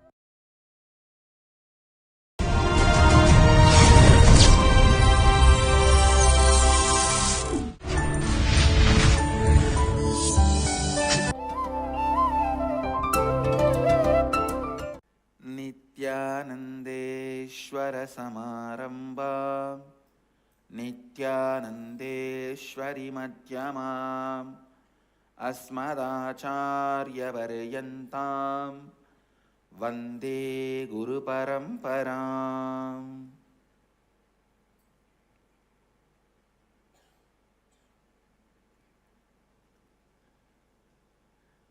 I welcome all the devotees, disciples, Samajis, Satsangis, Sri Mahants, Mahants, Tanedar, Kotari, everyone sitting with us all over the world through Nithyananda TV, Ara TV, Sadhana TV, and two-way video conferencing, having Nayana Diksha. The city is sitting with us in two-way video conferencing, having Nayana Diksha. Los Angeles, Toronto, Ohio, Varanasi, New York, Kolim, Seattle, San Jose, St. Louis, Tiruvannamalai, London, Madurai, Dubai, Chicago, Minot, North Dakota, Trinidad, Surrey, Vancouver, Mumbai, and lot more cities. I welcome every one of you with my love and respects. I welcome every one of you with my love and respects. Let's enter into the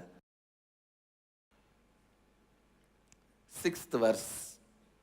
I'll continue to expand on the 6th verse of Upanishad.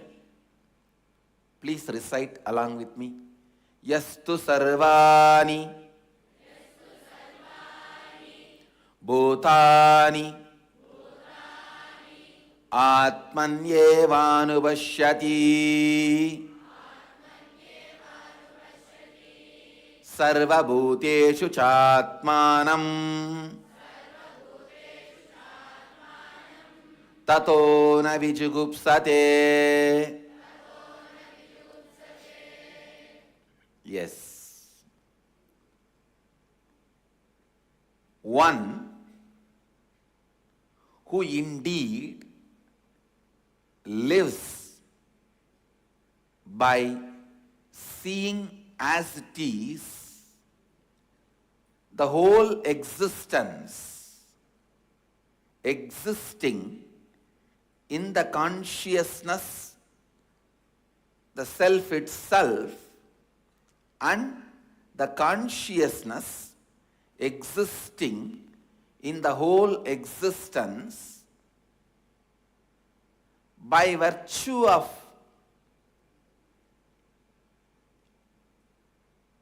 not seeing oneself as separate from the consciousness, does not feel violated or hates anything existing.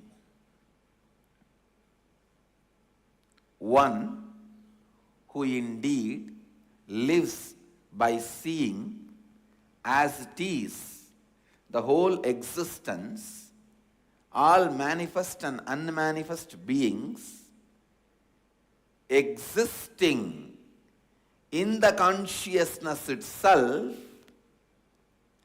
and the consciousness existing in the whole existence, thus does not feel violated or hates anything existing by virtue of not seeing oneself as separate from consciousness.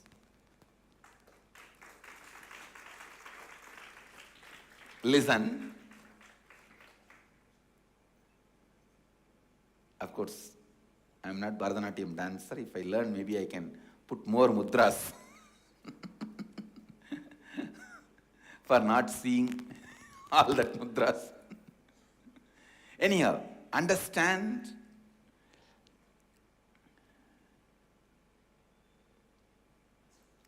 Yastu sarvani bhutani atmanyevanupashyati sarvabhuteshu chatmanam tato na vijugupsate.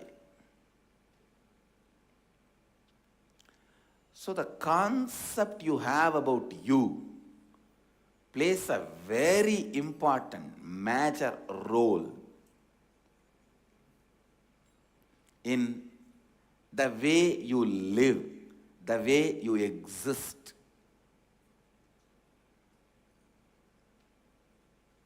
To expand on this verse, I should tell you one incident. Even though I don't attend the Facebook whole day, most of the time my secretaries attend and they brief me if anything needed. This message was coming various time and different way. So they briefed, and I saw the essence of that message is that it is some 10, 12 different time, different messages that why don't you search and find out your other half? What is the wrong in romance? And it is advising me and inviting. I was laughing. I laughed actually. I said, I'll answer in the satsang because the person who sent anyhow will be watching the satsang. I don't search for my other half because I am not half.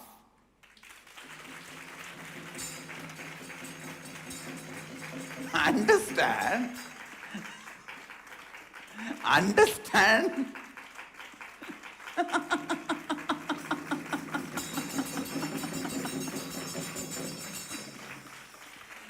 This stupid person goes on sending me message,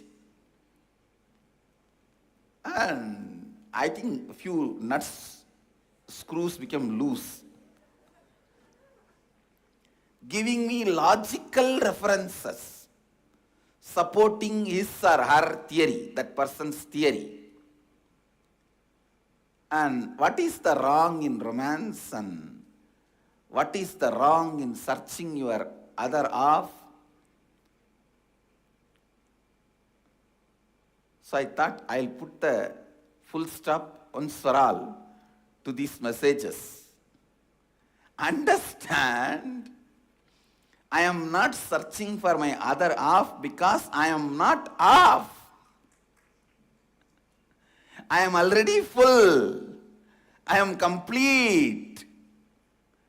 So what you experience about you, that decides your attitude about life. Understand? If you feel there is something other than you existing, you may have fear or feeling. If you think the other part will complete you, you will have feeling, romance.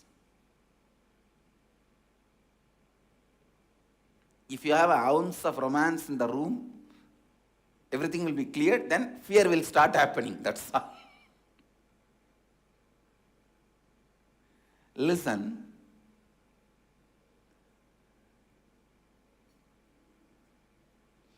With the other part, if you feel the other part will complete you, you will start developing romance towards it. If you think the other part will be threatening you, you will start developing fear towards it. But both are stupid because the other does not exist outside you. Sarva bhuteshu chatmanam tatona vijugupsate. This is one of the most important principle of Vedic tradition. Understand?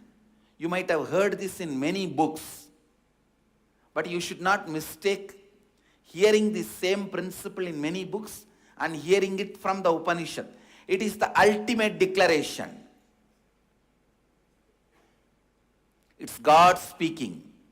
Understand? Same word.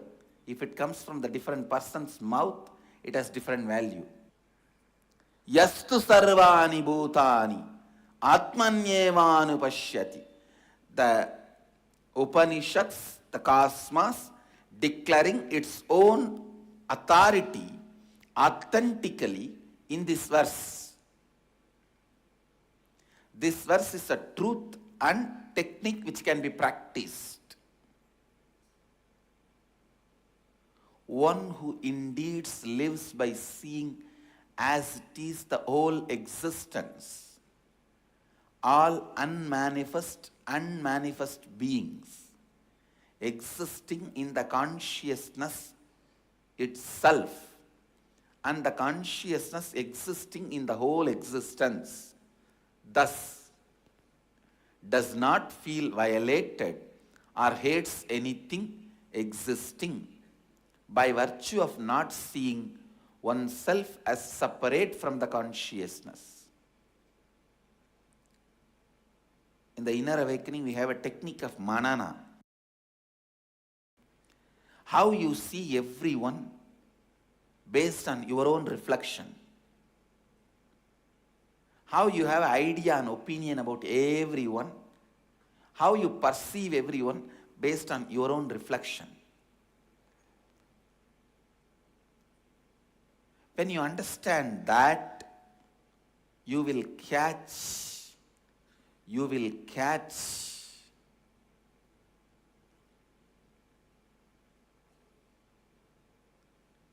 the truth.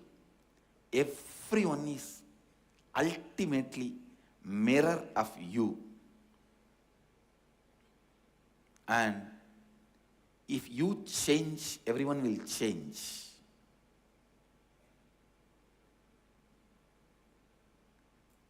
Don't think roundabout way. If everyone changes, I will also change. Start from you. Everyone will also start changing. The change will support the change and it will become a beautiful virtuous circle in you. See, if you start the change from you, others also will change. That will support you to change more. That will support others to change more. It will become a beautiful virtuous circle. But if you are waiting for the start to happen from the other, others will not change. Because of that, you will not change. Because of that, others will not change more. And because of that, you will not change more. It will become vicious circle.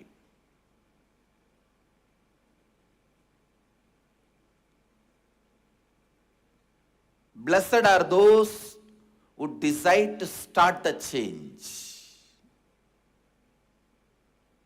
Cursed are those who are waiting for the other person to change.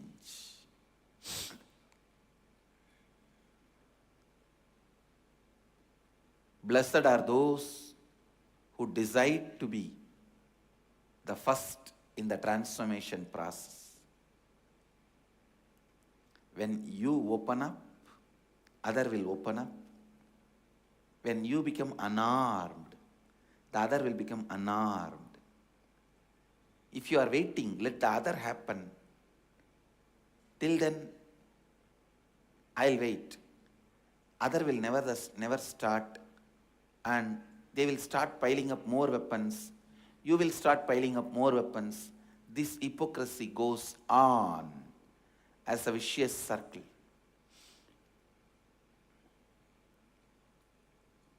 The first and foremost truth, yastu sarvani bhutani atmanyevanu pashyati.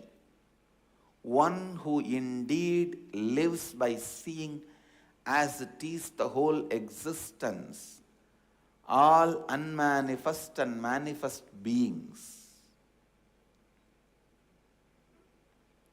See, it is like a dream which you see in the night.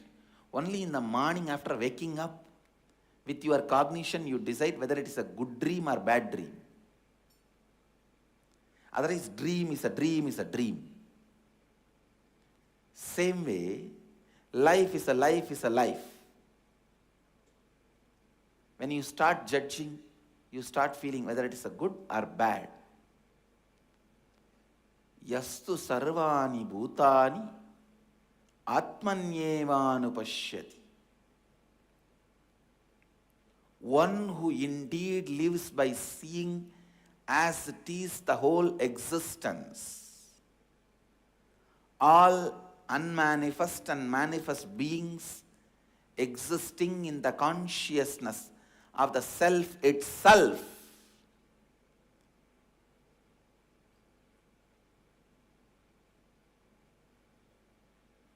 Know it very clearly.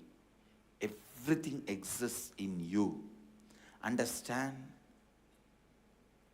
There is two methods to realize this truth. Everything exists in you. Either by witnessing the body and mind from outside. If you feel everything exists in me, first thing, that fear, greed will start coming up. Oh, if everything exists in me, why will the tiger attack me? Why will the lion attack me? What will happen if I am caught in the hands of an anaconda? Then you can, no, I'll see my body and mind separately. What happens, happens. It is just existence. If this body needs to be alive, that will leave it alive, otherwise it will kill. And so this is one attitude. The another one attitude. No, this body and that body, both has same consciousness. And with this clarity, I will decide what that body has to do and this body has to do, and make it function smoothly. This understanding, both understanding, when it becomes matured cognition, becomes power in you. Understand? Cognitions, when they become matured, they become siddhis, powers in you. There is a story in Ramakrishna's teachings. Guru was teaching to a disciple, everything is God. Then the disciple goes in the street, he sees a mad elephant running towards him. And the mouth, who is trying to control the elephant, he was screaming, shouting, saying, all of you move out, this elephant has become mad, I am trying to control it, save yourself. All the other persons ran away and protected themselves. This boy, hey, today only I heard from my guru, everything is God. Why should I bother about elephant? And he stands. Elephant comes and just throws him to one corner. He is very badly beaten and bones broken, lying in one corner. All the other disciples come and pick him up and take him to the Gurukul. Guru asks, why did you do this? Then that boy said, you only said, everything is God. So I decided, this elephant is also God. What harm can happen to me? Guru says, yes, everything is God. The Mahut who warned you, he is also God. Now listen, the story doesn't end. I am putting the next twist. This is the twist by Ramakrishna. I am putting the next twist.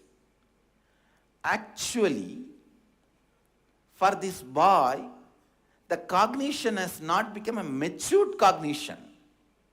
If it becomes a matured cognition, it will become a siddhi. He can stop the elephant, or he can take care that elephant does not harm him.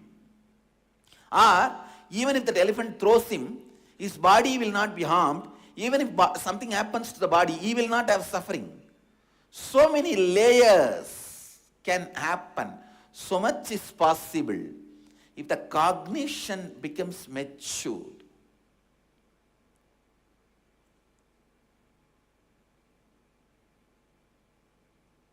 Cognition not becoming matured cannot be the logic or the reason to say the truth is not truth enough. That is the stupid things atheists do. That's the stupid things atheists do. Just because your cognition is not yet matured, don't deny the possibility. 10 years before, if somebody has made a statement, anything you want to know in the world will be available just inside your packet. Press 2 buttons, 1 or 2 buttons in the touch screen. Anything you want to know in the world, you will be able to know. If somebody has said, you would have believed? No. 10, 15 years before, if somebody tells this, you won't believe. Now it's a reality. Your mobile is enough. Anything you want to know, simply it is there. Now I am telling you, by 10 years, no electricity on the planet Earth. Listen, in next 10 years, there won't be, people will forget something called electricity because the whole thing will become based on solar. Whether it is your car will simply run. No such thing as petrol, refueling, gas and all that. The technology is already available. It is the petrol company lobby that is stopping it becoming a mainstream lifestyle. But they can't stop for more than some time. In 10 years, all vehicles will function without any fueling. It is just like if you buy it, that's all. If you buy a TV, that's all. After that, no expense, you can watch whenever you want. Same way, if you just buy the car, that's all. There is no running expense or maintenance. Maybe some maintenance need to be done if it is broken. There is no fuel expense. Same way, the mobile. Everyone will have high-end mobile, no payment. If you just buy, you can start using, that's all. In 10 years, all this is going to happen. I know you won't believe. But you don't believe is not going to stop this happening. So understand, denial. The only person who suffers due to denial is you who is denying. The only persons who suffer by denial is atheists and the people around them who believe them. That's all. Understand? By you denying, you are the loser. Same way, the earlier you catch this truth that everything exists in your consciousness, you exist in everything, your life will become high-end life. The earlier you catch it, better your life will become, more matured your life will become. Blessed are the Gurukul kids who listen to this truth in very young age.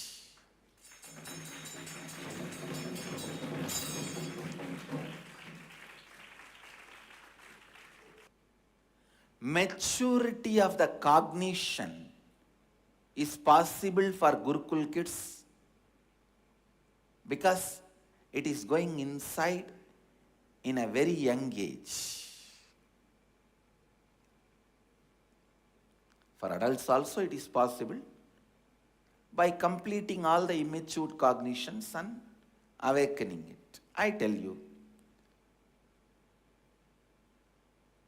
if you have to destroy a tree, you have to weaken the root. So your ignorance is like a tree. If we have to weaken the root, the one truth which will weaken the root of your ignorance tree is whether I understand or not, this is the truth. The earlier I understand, it is better for my life. This one truth will shake and weaken the root of your ignorance tree. Don't wait, saying, when it becomes my experience, I'll start living. No. Whether I catch it or not, this is the truth. I have seen, when I was traveling,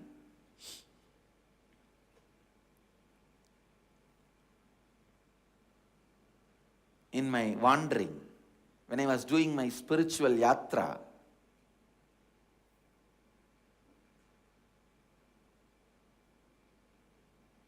I used to cross through the villages, forests.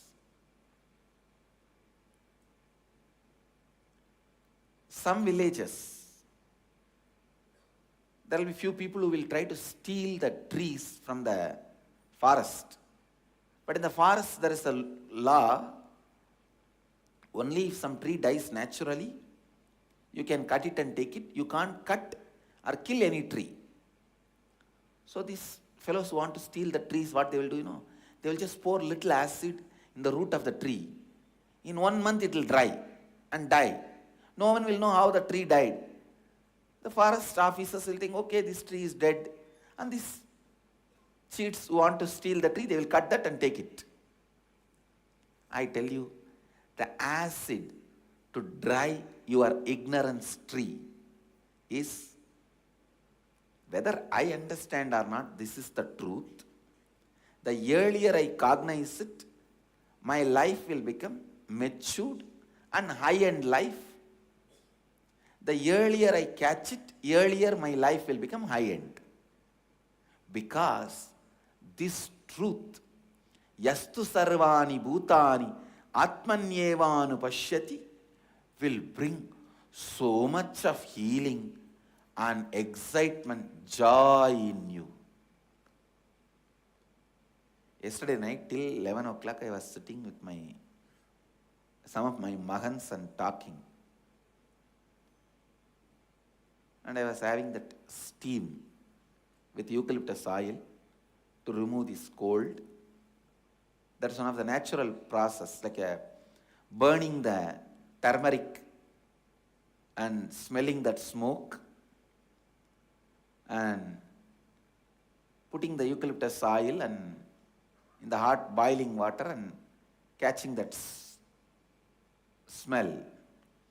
So I was sitting with all my parivaras and doing all this, so that I can come for the morning satsang. And so one of my mahant was telling, what is this, Swamiji? Why don't you rest? Tomorrow you have satsang. I want to tell you, a person whose cognition is yastu sarvani bhutani atmanyevanu pashyati will never bother, will never have anything restricting him, because there is so much of healing and excitement, joy, love to do continuously. Continuously. You just know everything exists in you. You exist in everything.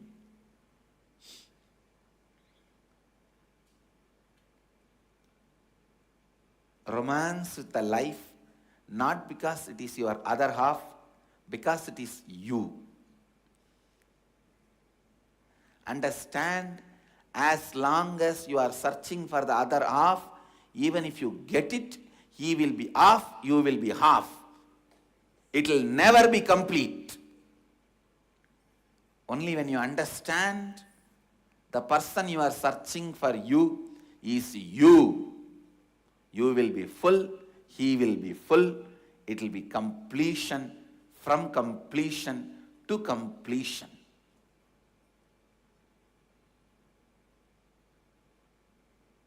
The person you are searching is not the other half. It is yourself. So search here, only then completion. Not there. If it is there, even if you find, it will be, the greed will become fear and fear will become greed. That is what I call intimate enemy. Love-hate relationship. When the hormone goes up, love. When it comes down, hate.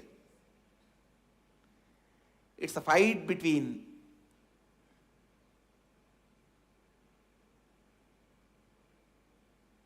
different hormones.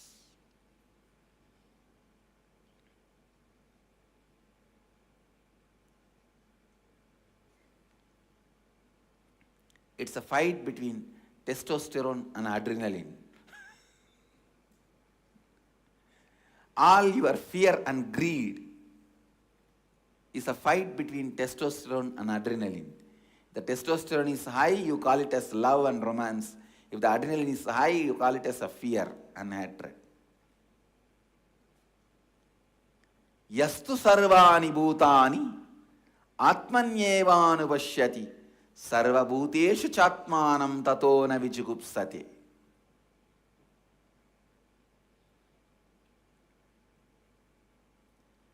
If you find I am away from body and mind, and everything is there and that everything is here, this is everywhere, that is a Brahminical way of realizing. But if you understand everything is in me and I am in everything, and I will know how to alter and change, do what I have to do. That is the way of realization of Shaivites. Understand, listen. I'll repeat. There are two ways you can realize that you exist in everything and everything exists in you. One, the moment fear and greed happens, you understanding, you thinking, I'll be, after all, I'm not this body and mind. I'll be away. So I exist in everything, that exists in me. Whatever happens, happens. This is the Brahminical way. This is the Brahminical interpretation of this verse. That's the way this verse is made practical in Brahminical thinking. There's another thinking trend. I exist in that, so I'll make sure that does not harm this, and there is no fear and greed interaction between two.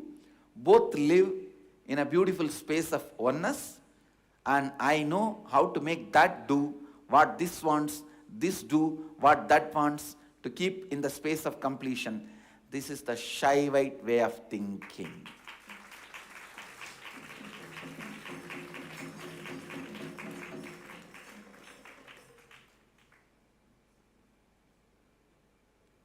Unclutching is a Brahminical way of thinking. Completion is the Shaivite way of thinking. Completion. When this cognition gets matured, you get siddhis, powers. The story Ramakrishna explained is from the cognition of unclutching.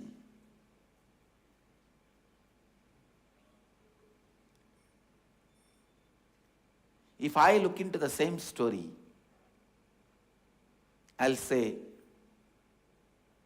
the Guru should tell the disciple, yes, everything is God, sit and make this cognition matured, and then go and stand in front of the elephant. It will just sit at your feet and bow down, salute.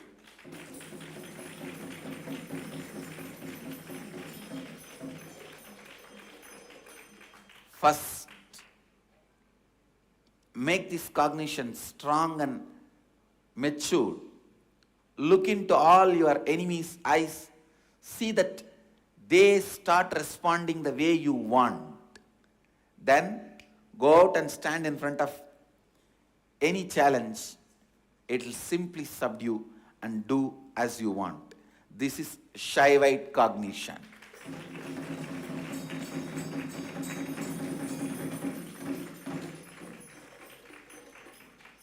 There's a next level of cognition. A guru will tell, everything is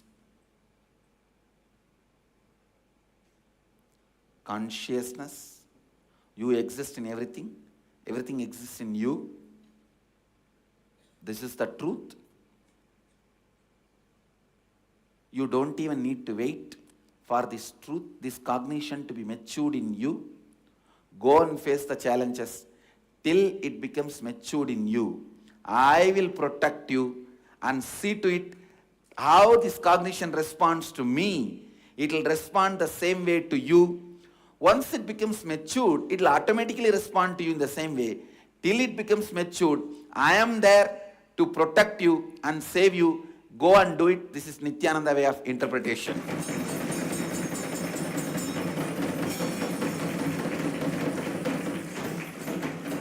That is what I am doing in Shivoham. Yes, this is the truth. The cognition has to become matured in you. All this is true. But till then also you don't need to wait. I have the veto power and right to protect you when you are standing and working with this truth. Go and do it. I'll be there.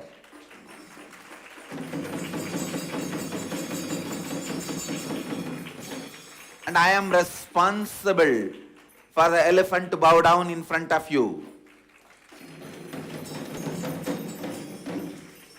The cognition may not have become matured in you. You would have just heard from me. It's okay. Remember what you just heard and put the responsibility on me. I may not have realized you are also part of me, but my Guru has realized, he told me. So with that strength I am standing here. Bend and fall at my feet.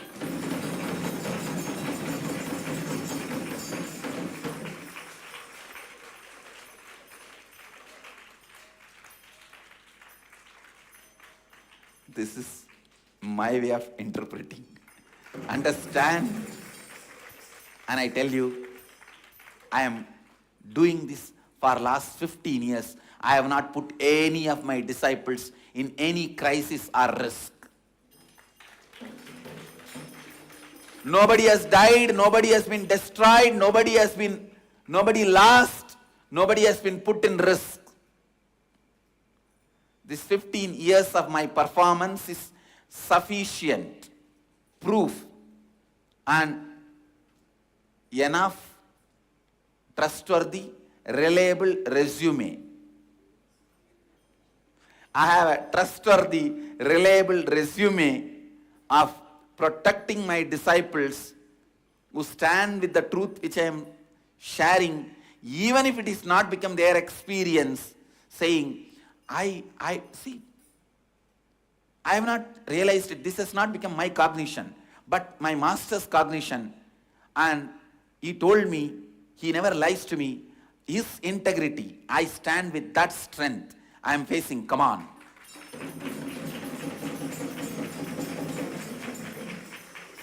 The whole healing is happening. This is the way. Only a person who has become enlightened can radiate the energy of Ananda Gandha. The enlightenment has not become matured cognition in me, but it has become truth in my master's being. And he has told me I can do it with his authority. I am stretching my hand. Let the energy flow, be healed.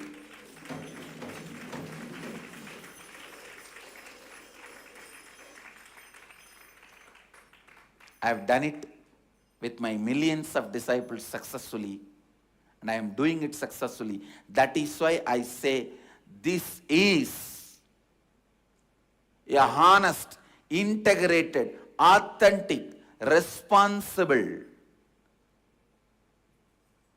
lifestyle of Sanatana Dharma.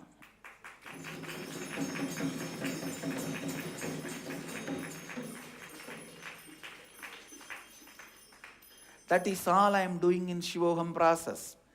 Don't worry whether it becomes your matured cognition. It has become matured cognition in me. I am sharing it into your being. Stand with that strength. I am responsible. I'll protect you and guide you and see to it you experience Shivoham. That becomes your matured cognition.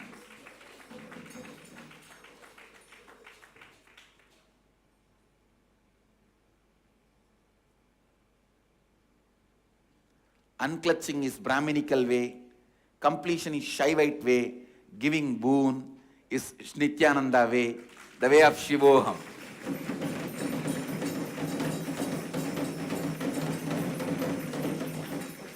Because man cannot make it just by himself. He needs to be given. That is why enlightened beings happen. Enlightened beings teach, but they don't happen just to teach. Enlightened beings teach, but they don't happen just to teach. They happen to give.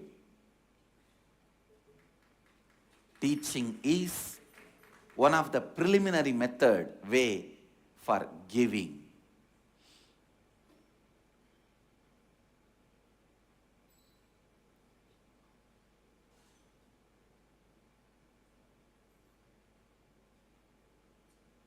With all my integrity, from the authority as an enlightened being,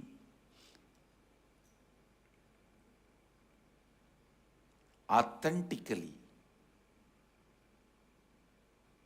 today I bless all of you. Take this one cognition, everything is in me and I am in everything, as my experience from my authority. I am telling you and blessing you, go and live it. Don't worry whether it has become matured cognition in you or not. Go and live it with the courage. It has become experience in my Guru and he has authorized me to live. And I tell you, you will never have any risk. You will never be put in any wrong situations. You will never have any suffering. Go and live. I'll be there protecting you and making your cognition matured. One, I'll make this cognition that everything exists in you, you exist in everything as your experience, matured cognition in you. Second, till it becomes matured also, I'll protect you whenever you play with this cognition. You will never be in risk. You will only be supported, protected, matured to achieve this cognition. Go and live this. I am not asking you to do Vakyartha Sadas. No. I am asking you to live.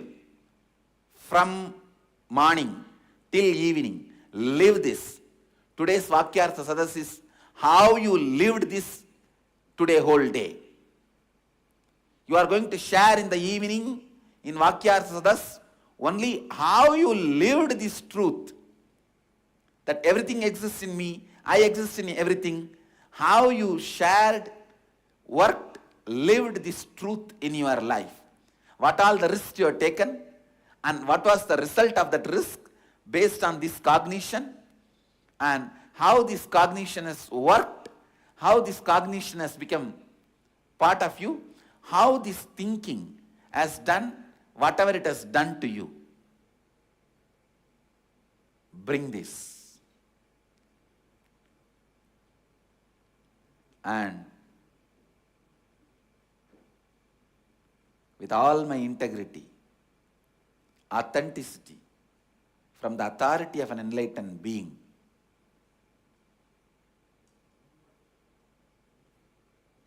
with responsibility and enriching, I am giving all of you this as a boon. Please live this truth. Everything exists in you. You exist in everything. Live. Live. You will not lose anything. You will only achieve everything. And my experience of this truth, I am putting that in the center as the responsibility. Let this experience prove its authenticity by making this cognition matured in all of you and protecting all of you till that becomes matured cognition when you are playing with this cognition.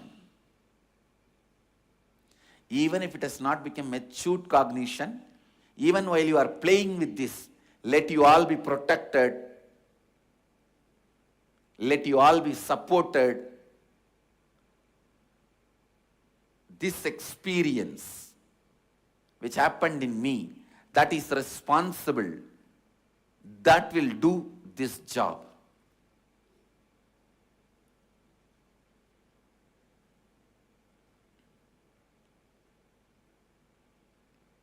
I am requesting and ordering my experience of enlightenment, that everything exists in me and I exist in everything. This experience I am ordering to protect all of you and make this experience as your cognition. Till then, it will protect you whenever you play with this cognition.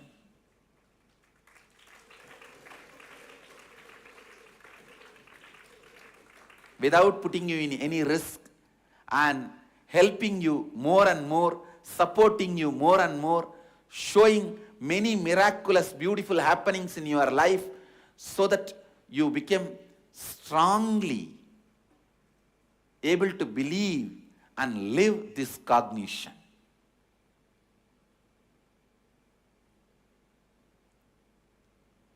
I mean by the statements, start living this truth, you will never be put in any risk. You will never be put in any risk. You will always be protected. This is the first step. Shivoham will start flowering in every one of you.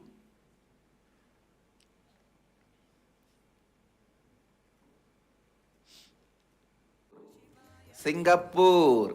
Blessings to Balavidyalaya Temple, Children's Temple. My blessings to all the kids. How I played with the deities and became Nithyananda. Same way I bless all you guys.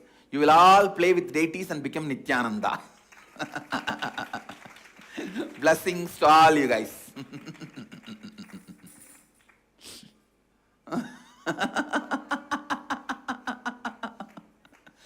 Blessings to all you guys. Blessings. Adi, I accepted your arti. And all the kids. Blessings to all the kids.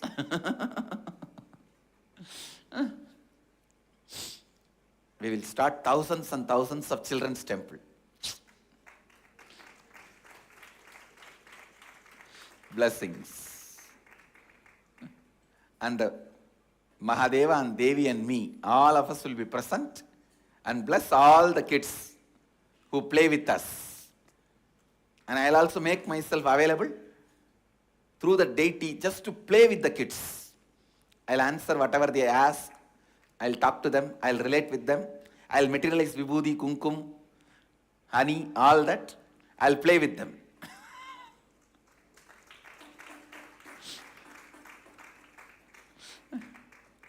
I bless you all. Let you all radiate with integrity, authenticity, responsibility, enriching, causing, living Advaita, the eternal bliss, Nithyananda. Thank you.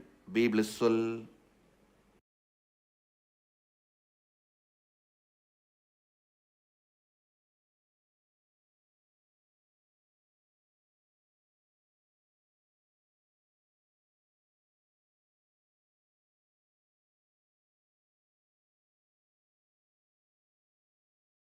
Nithyananda Dhyanapitham, Nithyananda Nagar, off Mysore Road, Bidadi, Bengaluru. Phone 08027279999. www.nithyananda.org. www.youtube.com/lifeblissfoundation.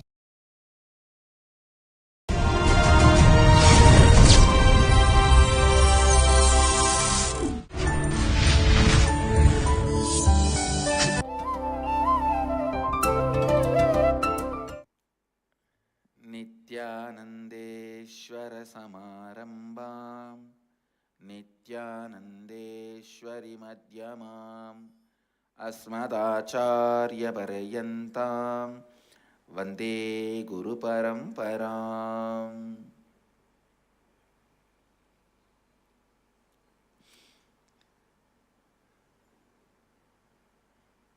I welcome all the devotees, disciples, Samajis, Satsangis, Srimahans, Mahants, Kotaris, Tanidars sitting with us all over the world through Nithyananda TV, Sadhana TV, Lotus TV, and Ara TV,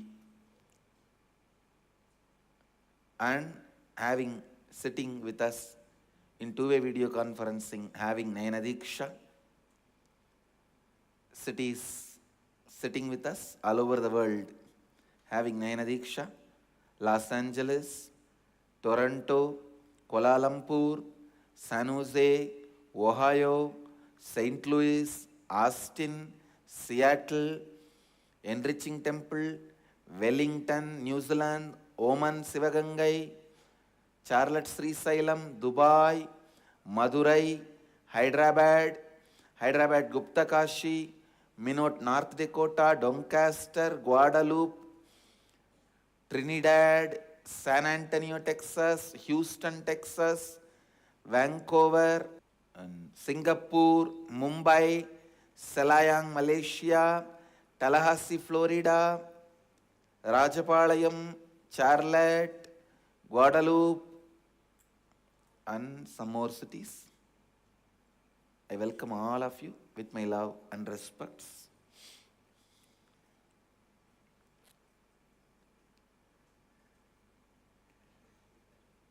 I'll expand on Isavasya Upanishad, 6th verse, 6th sutra of Isavasya Upanishad. Please recite along with me. Yastu sarvani bhutanyatman evanupashyati sarvabhuteshu chatmanam tato na vijugupsate. Yastu sarvani bhutani atmanyeva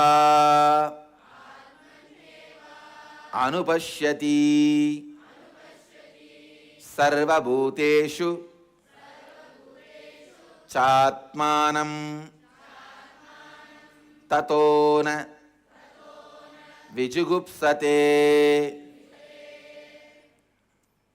One who indeed lives by seeing as it is all existing beings in the self-consciousness itself and the self within all existing beings, thus does not feel violated by virtue of not separating oneself from anything existing. Listen. Now the Upanishads are concentrating on one declaration, one truth. The perception you have about you. See, the stuff out of which you are made. If you believe you are made of stuff 100% only with this bone, flesh, blood, then you can never conquer death fear. Please understand, there is nobody, including Mahadeva, is carrying the same flesh, blood, bone, physical body forever. Even he assumes the physical body whenever he wants, wherever he wants, newly. Only the bio-memory is same, biology is not same. Understand? Only the bio-memory is same, biology is not same. If you think you are just biology, just this flesh, bone, body, biology is enough to describe you completely. Everything about you can be known just through the biology. If you stop with that, if you think that is the truth, be very clear, you will never realize the possibilities of life. And one of the biggest life denial statement is, you have only one birth. I tell you. Biggest life denial statement given to the planet Earth.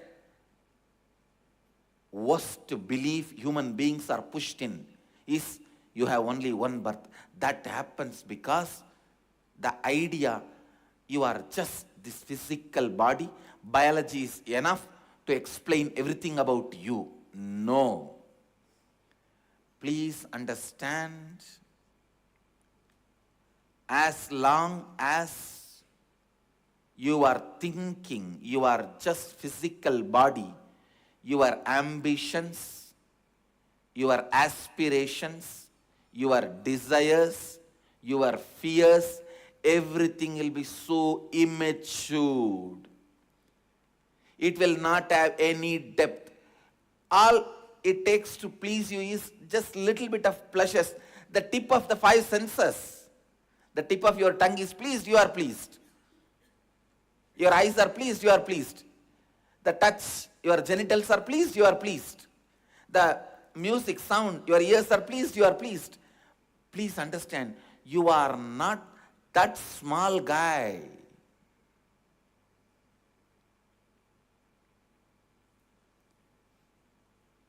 If you think body is also part of you, perfect. But if you think body is only you, you are cheated in a big way by society who taught you that idea you are only the body. I tell you. I am so happy. Again and again, I rededicate myself to the Vedic tradition just because of this one truth they taught me. You are not just body, and this life is not just the one life for you. That is enough. I can dedicate all my life to the Vedic tradition. Especially telling me this truth in the young age where I've started developing the fresh being to relate with the world. One good thing, in India, even atheists accept reincarnation theory. Some of the worst atheists I have seen, they talk about reincarnation because it has gone into their system from the time they are born. I tell you, in India, the air breathes Hinduism. The air blows with the Vedic tradition. The breeze is filled with the Vedic tradition. I'm so happy when I started building my mind at the young age, or I can say my cognition, buddhi. At a young age, I have been given this truth. You are not just this body. Your body also, and this birth is not just your life. I tell you, the idea you have about you, if that is matured, your desires, your fears, your anxiety, your plans about life, your aspirations, everything will be transformed. You will raise yourself to a matured level. Maturity is having right idea about me. Understand? Having right idea about whatever you think as me. Whatever you feel as you, having right idea about it.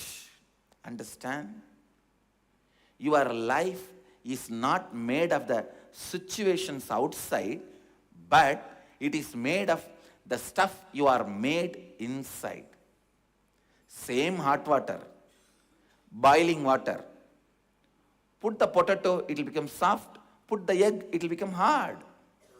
So, the situation is not going to decide how you are going to become, but the stuff out of which you are made, that is going to decide how you are going to become with every situation. Understand? Same boiling water makes the potato soft, makes the egg hard. The external situation is not going to decide what you are. It is the concept you carry about you, the ideas you carry about you, the stuff out of which you are made. And understand, the good news is, whatever you believe as you, that stuff only makes you. The great news is, it's not that always after a good news you should get a bad news. No, it's wrong. I'm breaking that pattern. First good news, then great news. The great news is you can transform, alter the way you perceive and raise yourself to a matured level. Understand? The good news is, whatever you believe as you constitutes you. If you believe the body is you, you will be only that. That is the one main reason I feel so sad about the people who believe that they are only body. Because the people who believe they are only body, they have only one birth, they stop the possibility of growth, and they are just stuck in the causal layer. When they die, they are stuck in a plane, in a zone called causal layer. They are just kept there in the waiting lounge for ages because what they believed when they were in the body. That was the layer in which Akalya was stuck and Rama liberated. If you read Ramayana, you will listen a story. Akalya became a stone, and when Rama came, he put his feet and liberated her. It means she got stuck in the wrong belief about life. She stopped growing. She stopped expanding. She thought the moment death comes, life is over. It's all about body. Her being is nothing but body. She was stuck with that. And Rama comes and liberates her from that space. Understand, the belief you carry about you plays a major role. The good news is, whatever you believe, you become that, you are that. Great news is, you can alter it if you have a wrong belief. You can mature it. If you have some immature belief, you can transform it. The possibility is available to you. And greatest news is, it's very simple. Yastu sarvani bhutani atmanyevanupashyati sarva bhuteshu chatmanam tato na vijugupsate.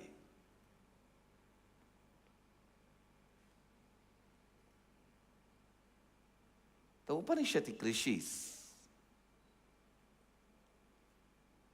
the authenticity they carry, the kind of declarations they make. Let me read out the translation once more for all of you.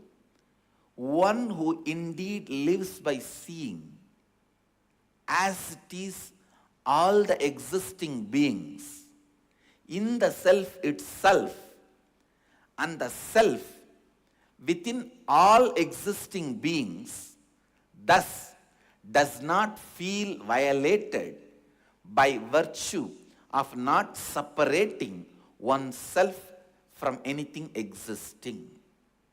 I can develop a new Bharatanatyam called Upanishad dance. Listen.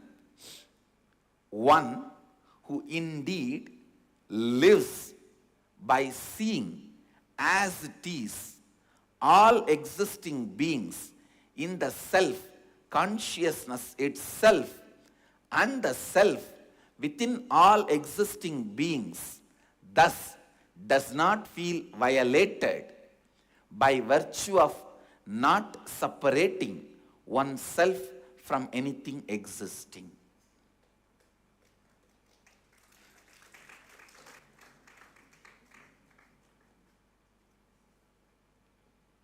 Not feeling violated. I tell you, hell is the number of times you feel violated every day. Heaven is not feeling violated. And it has nothing to do with boiling water. It has everything to do with the stuff you are made out of. Potato or egg. It has nothing to do with the boiling water. No one has ever seen worse boiling water than I have seen. Understand? Not out of arrogance I am talking from the truth. I have seen the worst boiling water. But that does not decide what you are going to become. The stuff out of which you are made, that is going to decide what you are going to become.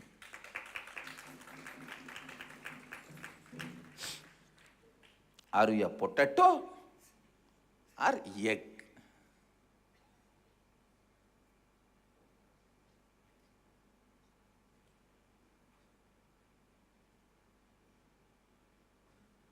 Are you a couch potato or enlightenment egg?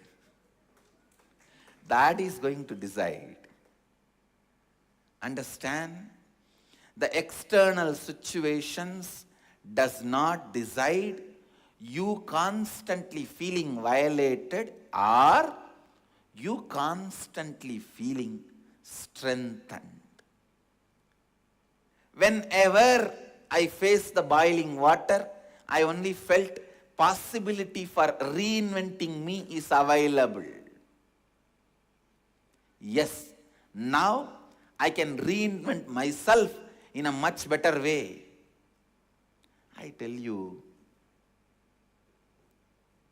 if there is a snowstorm, God will give you the ability to grow hair just like polar bear.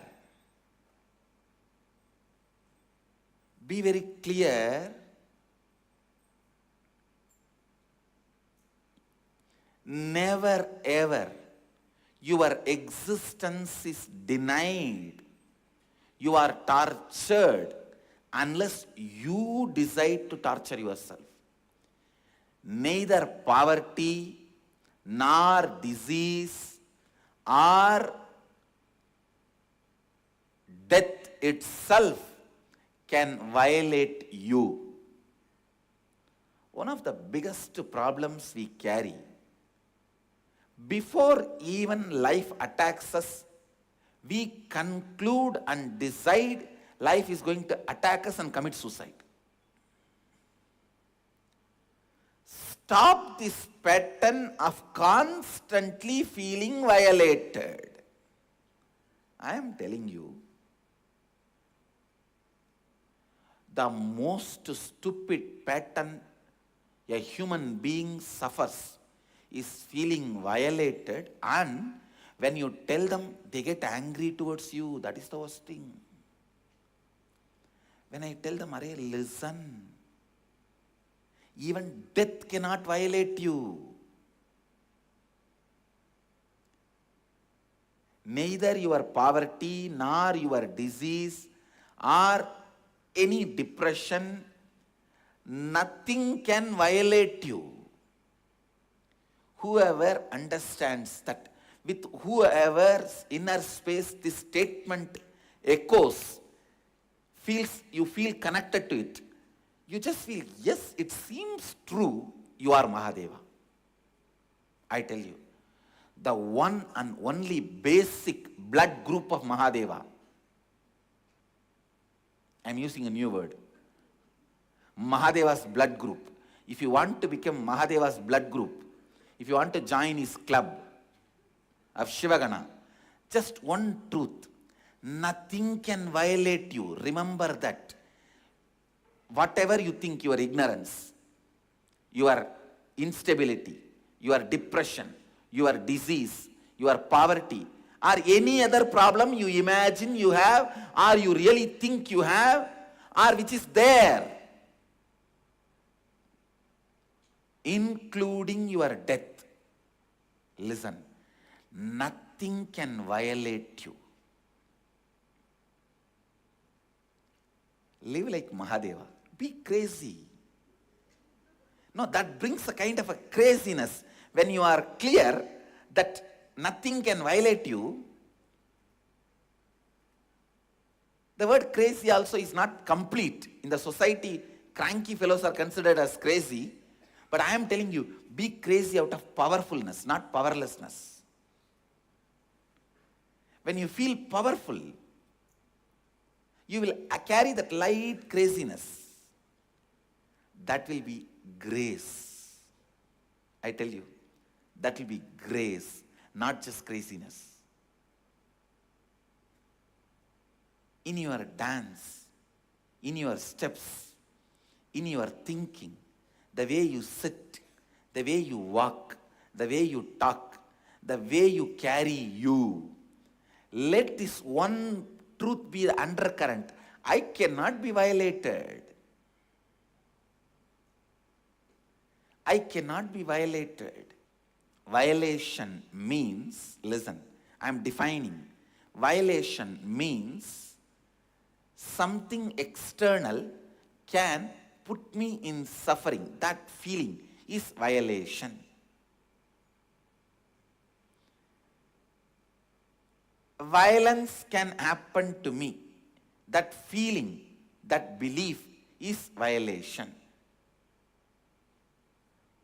So what? Hey, this has happened.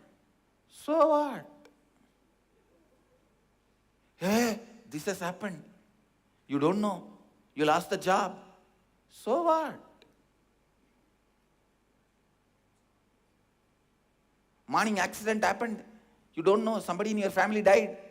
So what? I am not asking you to be insensitive. Understand? I am not asking you to be insensitive. I tell you, falling into powerlessness is not the definition of the love you show. Okay? Somebody had an accident. Somebody had a problem in your family whom you feel very close to you.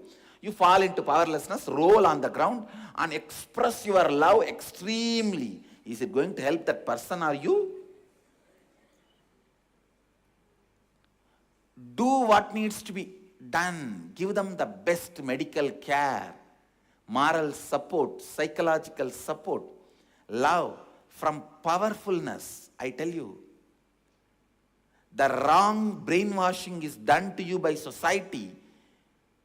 You can express your love, you can convince the other person that you love them only by you falling into powerlessness and extreme suffering. More you suffer, more you convince the person you love that person.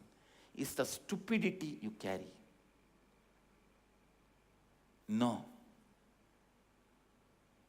I tell you, people who never fall into powerlessness, their decision should be listened in every crisis moment. Every time my decision was listened, we won the game. Because the first response is, so what? And I have a very visual, that response engraved in me, because that is the way Raghupati Yogi will relate. Raghupati Yogi will respond. He had the habit of having that one small stick. In villages they will keep and go on cleaning the teeth. A small neem stick. Still, the elderly men in the village will have that habit. They will eat only twice a day, but 24 hours they will be cleaning the teeth with that stick. So, my guru, my master, Raghupati Yogi, all the time he will be having one small neem stick and cleaning his teeth. He was a village man, elderly person, and cleaning his teeth. And any problem, I still remember I was a witness. One of his child died. He was actually a married person. One child died. They came and reported to me, and I was sitting next to him. I only told him, Guruji, that one of your son is in the hospital, serious. And I did not see any shock in his face, so I finally broke the news. He is dead. And he continued to clean the teeth. and said, okay, let's do what need to be done.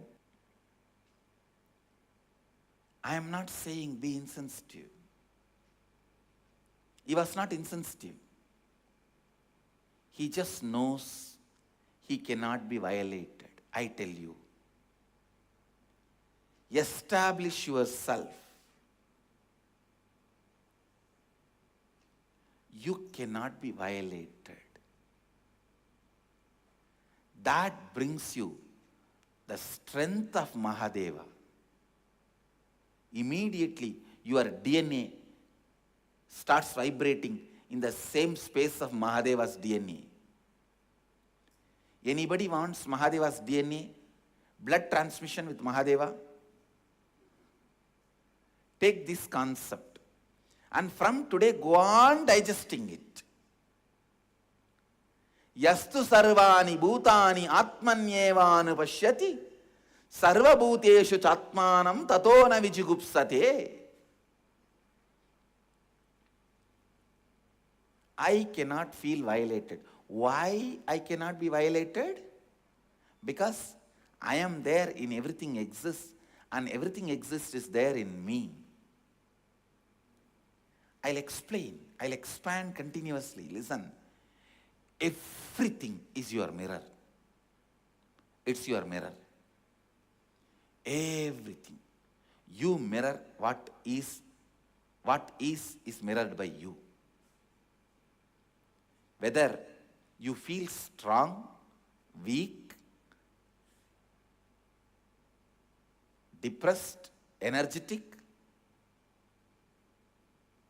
nothing can violate you.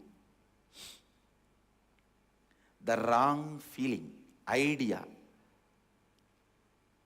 that something can violate you is the worst belief. People tell you have only one life, or you are only body, and put you constantly in the beliefs which keeps you in suffering. They only brainwash you. I just wash your brain. Understand? There's a big difference between brainwashing and washing your brain. I am washing your brain from all these wrong beliefs. I tell you, meditate on this one idea. I cannot be violated. Today, Vakyartha Sadas on this subject only. Every one of you will have Vakyartha Sadas. I cannot be violated.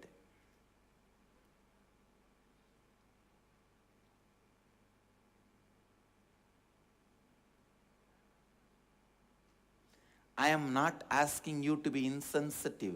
I am not asking you not to do what you are supposed to do. No. I am only asking you not to fall into powerlessness. Because falling into powerlessness does not let you do what you need to do. Does not let you do what you need to do.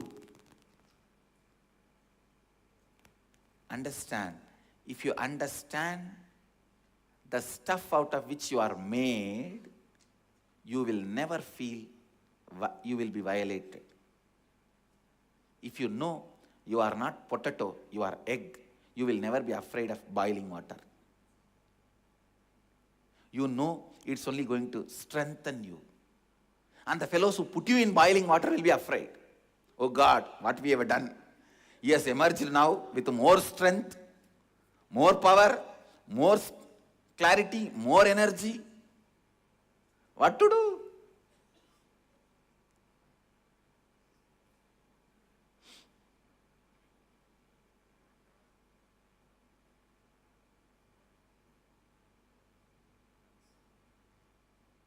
What boiling water? A man who applies the ash, even acid cannot do anything to him.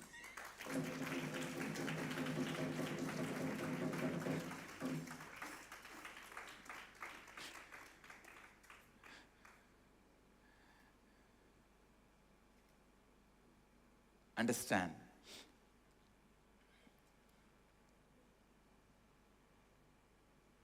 It's the highest truth. But if you little internalize,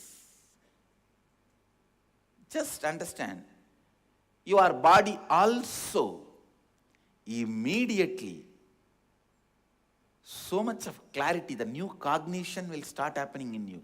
Yes, if I am body also, then I am something more than body. So anything done to the body cannot finish me off. Then what is that part of me which is little more than the body? This expansion, expansion, expansion, digging out. Manana, internalizing about I am body also makes you Mahadeva.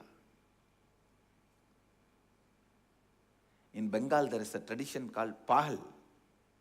Pahal means actually mad. People who don't adhere to the regular beliefs of the society that you are just human body and once the body dies, you are dead. People who don't adhere to that belief, who say no to that brainwashing, they are called Pahals.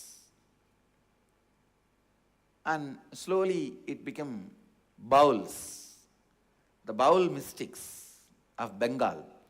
If you see all their songs, it will be based on this one truth. Yastu sarvani bhutani atmanyevanu pashyati sarva bhuteshu chatmanam tatona vijugupsate. All my healing is only based on this one truth. I just give this truth.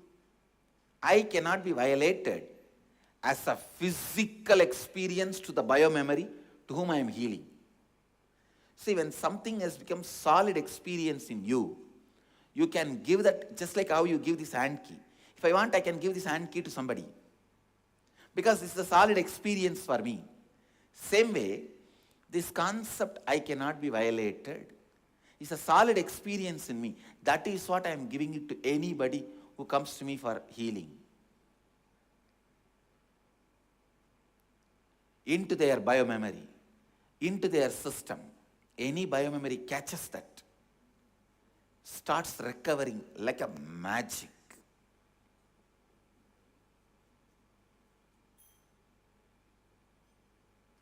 Yastu sarvani bhutani atmanyevanu pashyati sarva bhuteshu chatmanam tatona vijugupsati. Yesterday and today in the inner awakening we are doing a process where the whole team sits, digs out the incompletions, appears in you automatically when you relate with each person. If you do this process, you will understand for every incompletion you are responsible, and it is you who mirrors everyone. Everyone, the idea you have about everyone, you carry inside. Everyone is inside you. You are there in everyone. IA participants, how many of you understood yesterday with that process, this truth? You are there in everyone and everyone is there in you. This truth will become experience in you. When you go through that teamily process, that everyone is inside you, you are there in everyone. Everyone cheats like you. Everyone is honest like you. Everyone is integrated like you. Everyone is inauthentic like you. If you are authentic, everyone is authentic. If you are inauthentic, everyone is inauthentic. If you are sad, everyone is sad. If you are bright, everyone is bright. If you feel violated, everyone is going to violate you. If you feel you will never be violated, no one will dare to even think of violating you.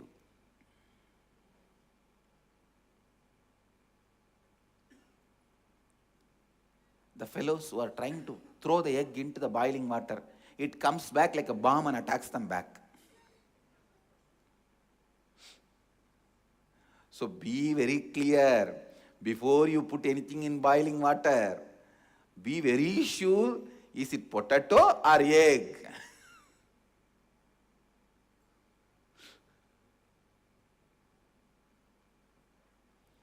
Yastu sarvani bhutani atmanyevanu pashyati sarva bhuteshu chatmanam tatona vijugupsati. When you give problem to other person, be very sure, is it going to make him weak or strong? I tell you, just this one truth, stand with it. You will manage everything in your life. You will manage everything in your life. Everything in your life will just strengthen you.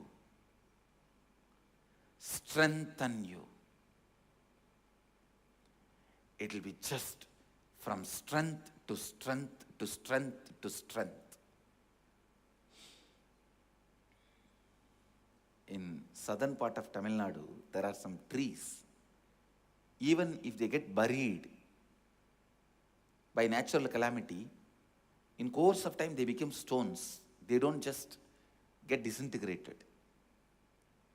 It's called Kalmaram in Tamil language.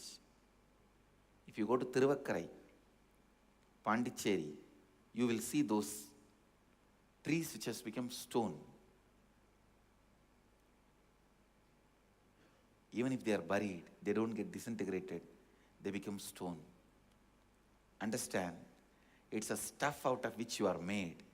Your belief about you, that decides whether you are going to be disintegrated by getting buried or you are going to become a stone.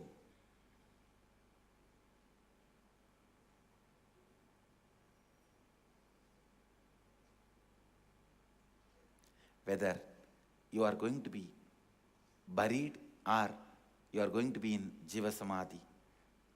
It is decided based on the concept you have about your Jiva.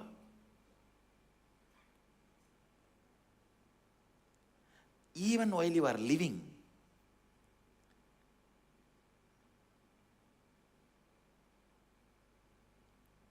that feeling that I can be violated, I will be violated, will constantly be like, I think I am getting violated. If you repeat, I can be, I will be, I may be, I think I am. That's the way it ends up.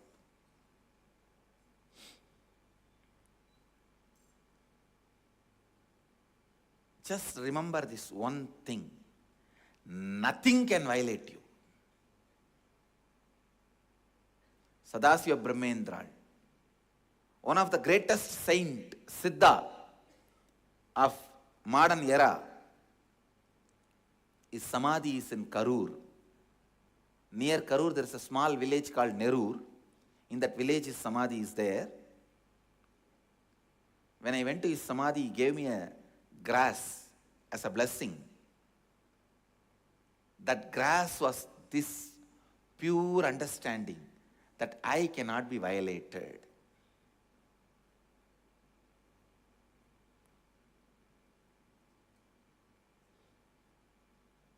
Meditate on this. Think about it. Stop reducing the idea about you to the level you can be violated. If you think you are the few thousand rupee or few $100 in your purse, just somebody stealing, picking up your purse, you will feel violated. Or if you think your name and fame is your personality, just somebody looking at you without respect, you will feel violated. If somebody looks at you, immediately you will feel violated.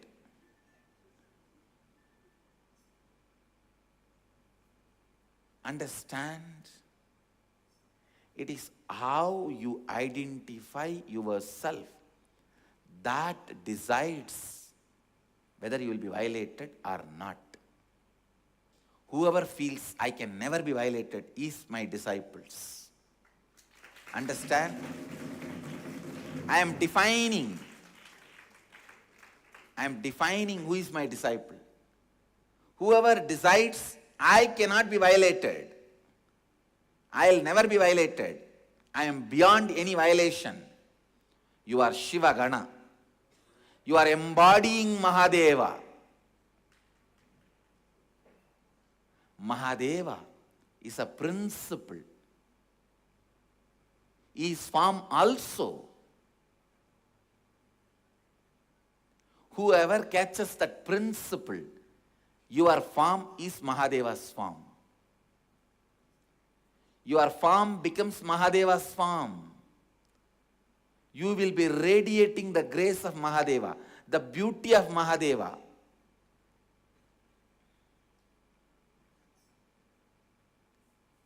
The beauty of Shiva, the beauty of Mahadeva, the grace of Shiva, the grace of Isha.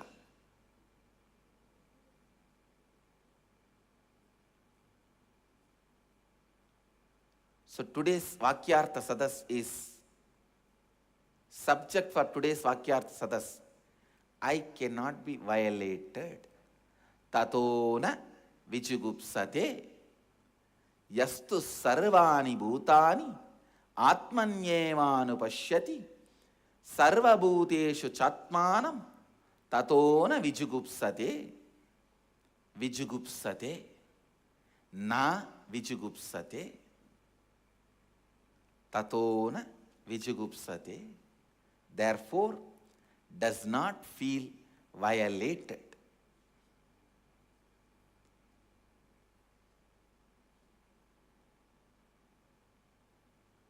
I'll continue to expand on this verse. The depths, the truths hidden in the depths, the sacred secrets embedded in this verse, I'll continue to expand in the further satsangs. Feeling I cannot be violated. Actually, in the whole Shivoham process, that is what I am doing. Just giving you that bio-memory into your being that I cannot be violated. Transmitting that as your bio-memory. For the inner awakening participants, we will be starting the Shivoham process, maybe by tomorrow. Once they finish this 1 or 2 process which they need to complete, then we will be starting the Shivoham process. They are running a little late, that's why. Otherwise, last full week I wanted Shivoham process. But anyway, we will do it.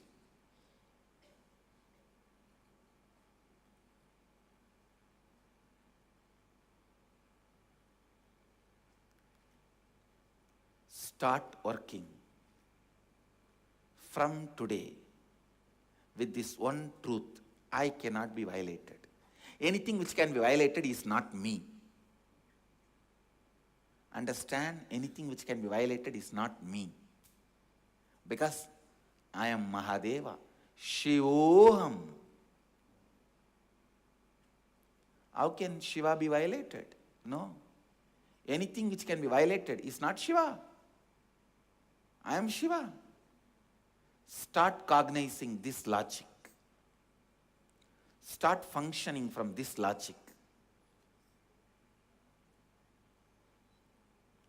Whoever is coming to Varanasi Inner Awakening, from today start meditating on this truth. I cannot be violated. I'll make that as your experience in Varanasi.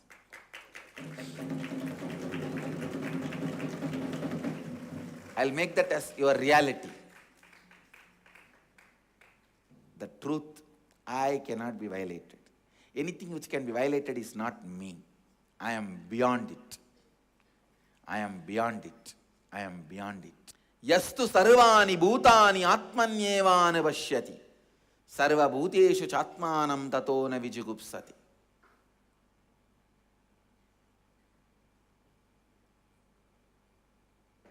I am not brainwashing you.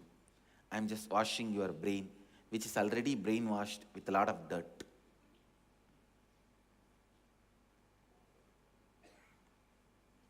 Whatever weakens you, those ideas are brainwashing. Whatever strengthens you, those ideas are washing your brain. Understand? Whatever idea weakens you, if that is put inside your head, that is brainwashing. Whatever idea strengthens you, if that is put in your head, that is washing your brain. Today's Vakyartha Sadas on this one truth. Tato na vijugupsate. I cannot be violated. With this, I bless you all. Let everyone radiate with integrity, authenticity, responsibility, enriching, causing, living Advaita, the eternal bliss, Nithyananda. Thank you. Be blissful.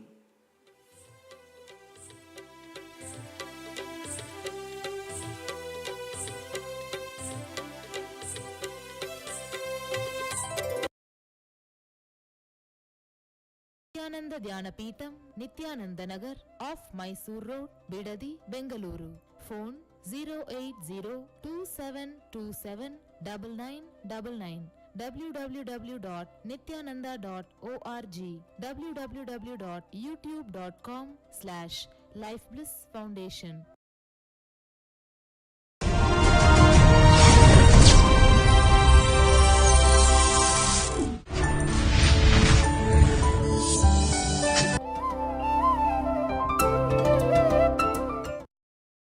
Nithyanandeshwar Samarambam Nithyanandeshwari Madhyamam Asmadacharya Paryantam Vande Guru Paramparam.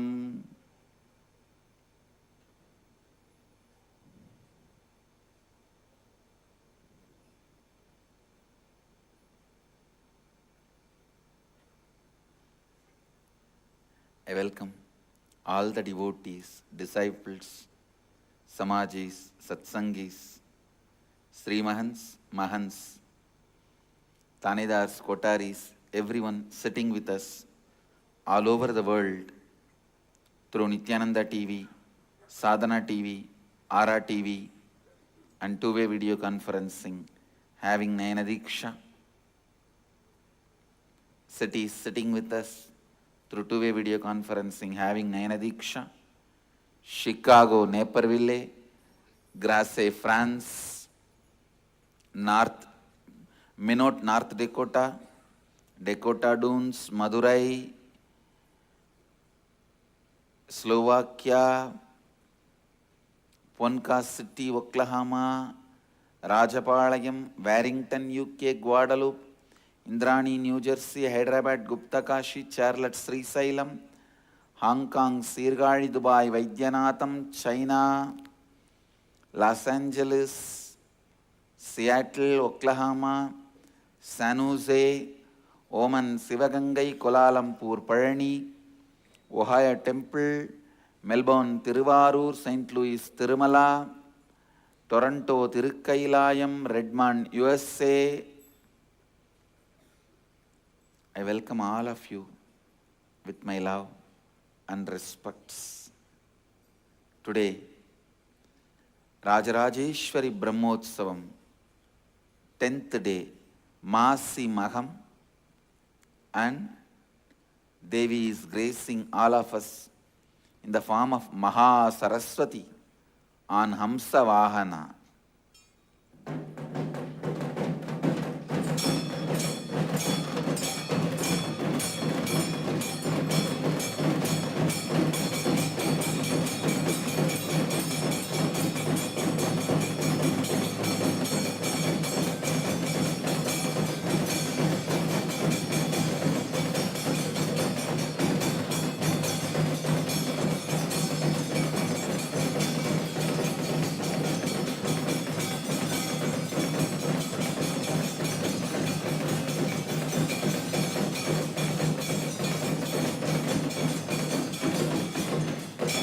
Today we also have Sri Vidya Puja and Sri Vidya Homa in Bidadi Nithyanandeshwara temple as the 10th day, culminating day of Rajarajeshwari Brahmotsavam.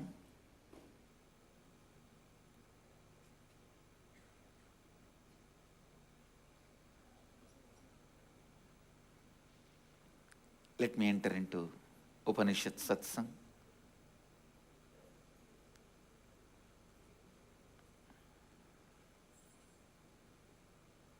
I'll continue to expand on 5th verse. Tadde jati, tannai jati, taddure, tadvantike, tadantarasya sarvasya tadu sarvasyasya bahyataha. It is truth that consciousness moves, and at the same time, it is truth that consciousness does not move.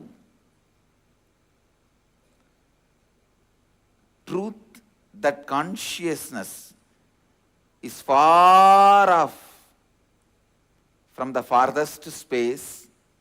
The truth that consciousness is also nearer than the nearest space. Truth is the inner space of the whole cosmos. Truth is also the outer space of the whole cosmos, pervading and uniformly ever present inside and encompassing this cosmos from the outside. Pervading and uniformly ever present inside and encompassing this cosmos from outside.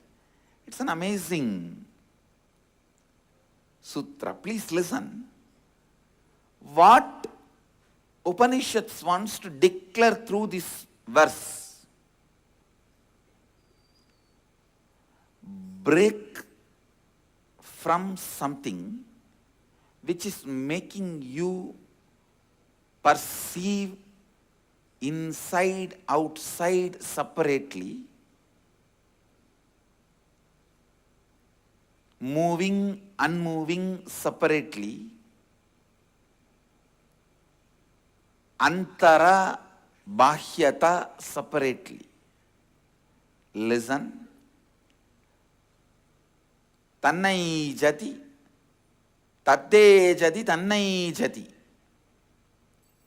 Moving, unmoving separately. What is that makes you perceive something as moving, something as unmoving? What is that makes you perceive something is near, something is far off?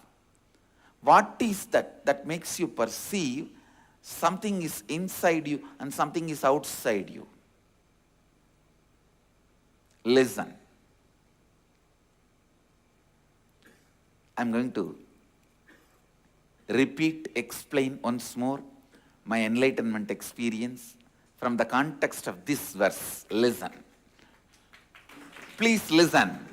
Exactly what was that I realized on the Vaigasi Visagam, Vaigasi month, Purnima Tithi, Visaga Nakshatram evening, when I completed 11 and aging into 12. That year, Vaigasi month, Visaga Nakshatra, Paurnami Tithi. This is the way we Indians keep the date in the memory. We don't keep the English calendar date. Somehow, I always kept only based on the Tithi and Rasi and Nakshatra. And so now if you can Google, you Google and find out exactly what is the date. Let me describe. Because we never bothered about the Kala. We bothered about only the essence of Kala.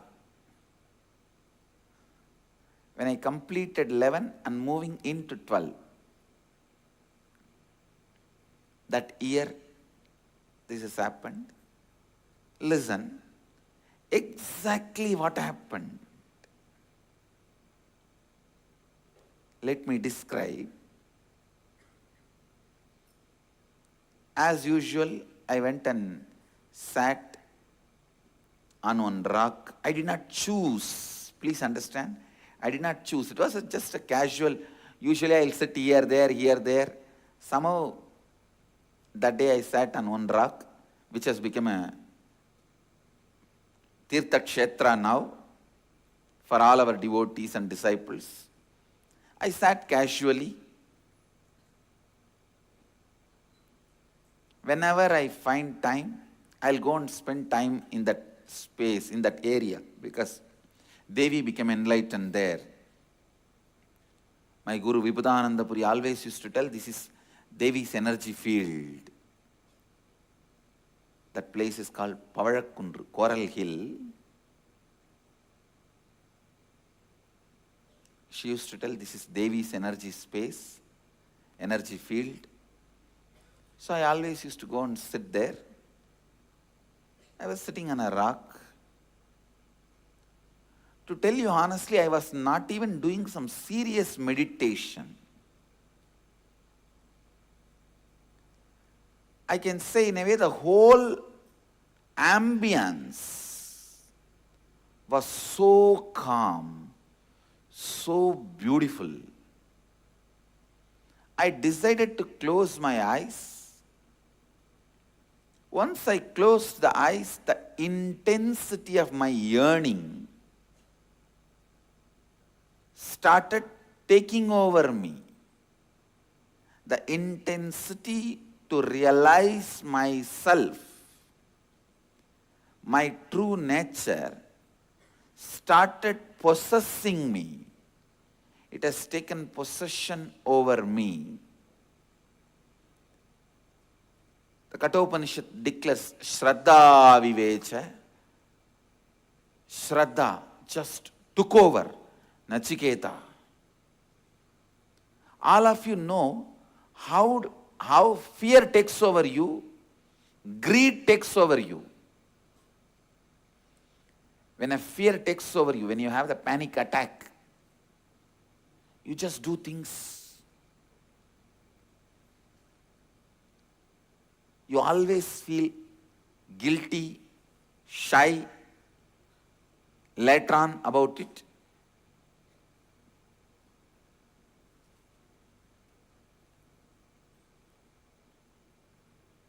You repent for it. You don't know why you did it. Same way, when lust takes over you, when greed takes over you, you do things which you can never logically justify even to yourself.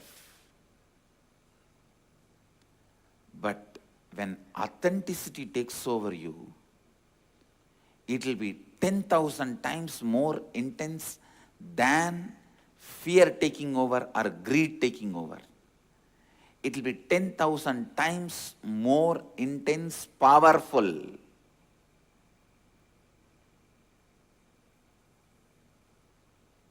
When fear takes over you, it's called panic attack. When greed takes over you, it's called restlessness. When authenticity takes over you, it is called Satori. My sincere seeking that overpowered me, that's the right word I should use. I just felt, what is it I am seeking? Who is that me who is seeking? Who is that me that is deeply discontented about anything I see, hear? Who is that who is deeply discontented even about my own existence? Listen.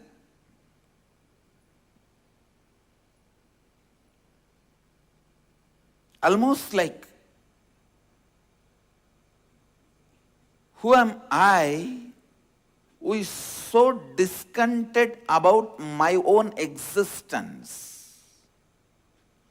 Understand, all of you have discontentment about your own existence, but you never look into why, what, who is having that discontentment. You try to look in, if you get one rasagulla, you forget that. You try to look in, if you get something else, you forget that. Very easily that question, why, what, who is so discontented, those questions are forgotten very easily. The person for whom the question has become the first and top priority, he is a seeker.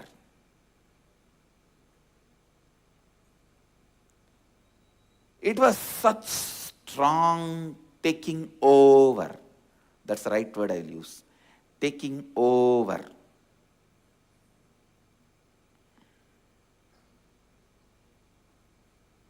Listen.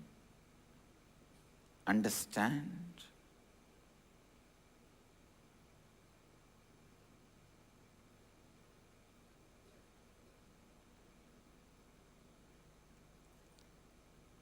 When that whole being took over,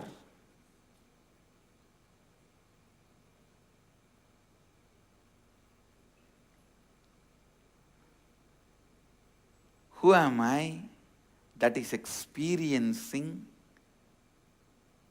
this deep discontentment, suffocation?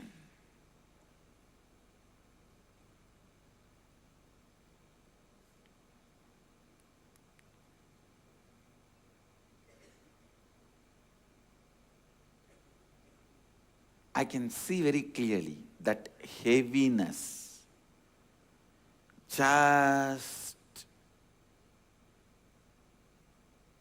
went into depths of the consciousness. Suddenly, one moment, the first thing happened is that idea inside and outside broke. Please understand, the inner space and outer space broke.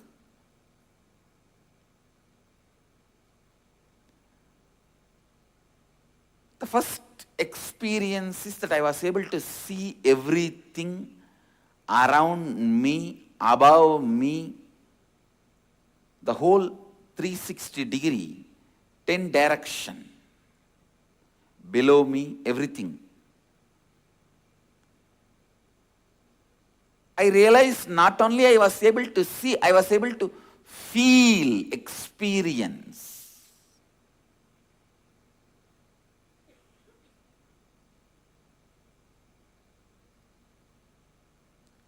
I'm actually now reliving that experience to describe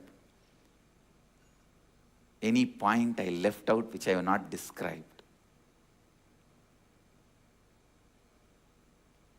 I felt that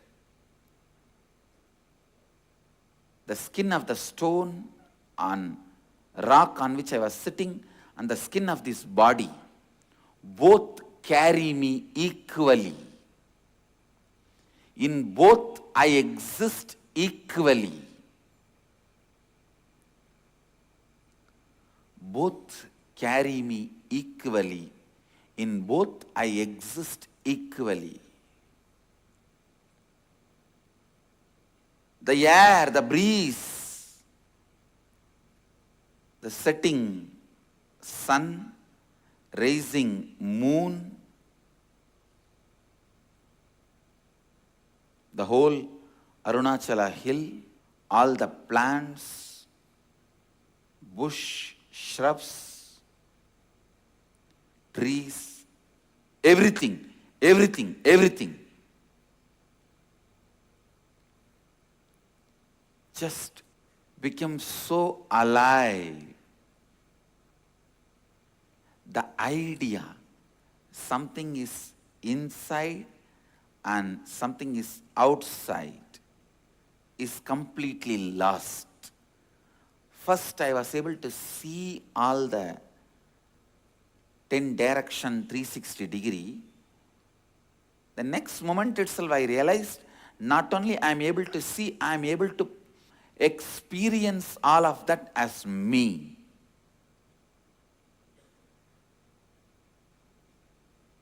I did not feel vulnerable. I felt powerful. I did not feel vulnerable. I felt powerful. So powerful. I just know I am that oneness is the existence. There is no inner. There is no outer. There is no moving. There is no unmoving. The smallest movements of these plants is my movement, and the highest stillness of the center of the cosmos is my stillness.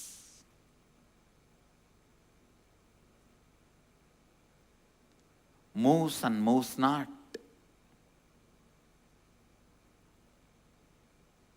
What do you call as near? What do you call as far off? Those concepts are lost.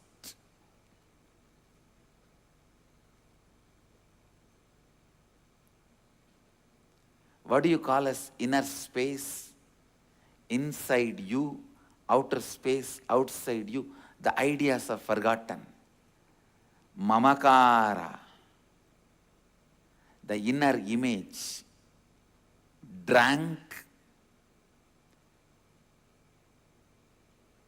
the life image, ate outer image, and dancing on others' image.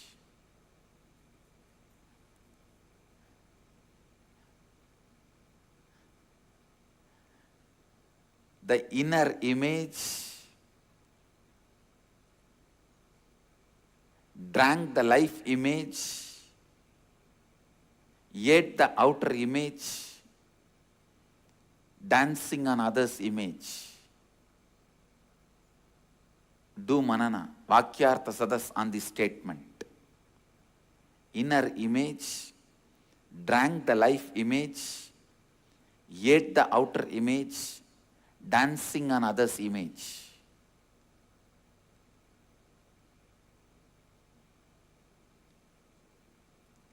Means there is no gaps between images.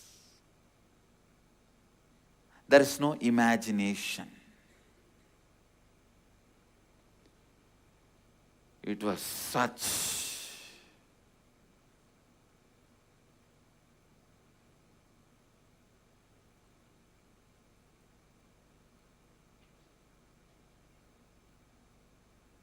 the ignorance melted down.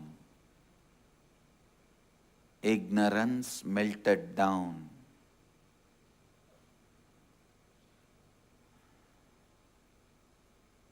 Tadde jati, tannai jati, taddure, tadvantike, tadantarasya, sarvasya, tadusarvasyasya, bahyataha. Whenever you look inside you, that immature you, that inner image, constantly asking for security, beggar, he slips like a soap on the bathtub. If you drop the soap in the bathing bucket or bathtub, how it just slips from your hand everywhere. Same way, the inner image will be slipping from your hand everywhere whenever you try to look in and catch. But after a few minutes, that soap will just melt and become one with the water. Same way, even if you are not able to catch that inner image, if you just running behind it and squeezing, in few minutes it will disappear It will not be there. That is why the seeking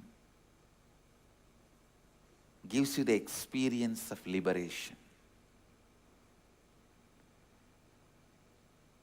Every time you catch the soap and it escapes from you, one layer is peeled off.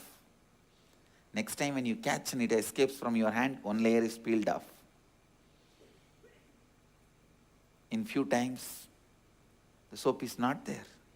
Tadde jati, tannai jati, taddure, tadvantike, tad antarasya, sarvasya, tadu sarvasyasya bahyataha. You need to actually find out what is that makes you experience inside and outside as separately. What is that makes you experience that moves and moves not separately? What is that makes you experience something as far off and something as near?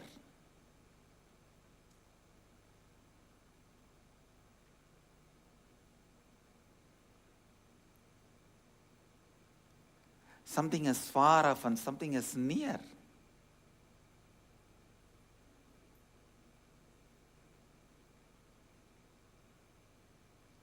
Upanishads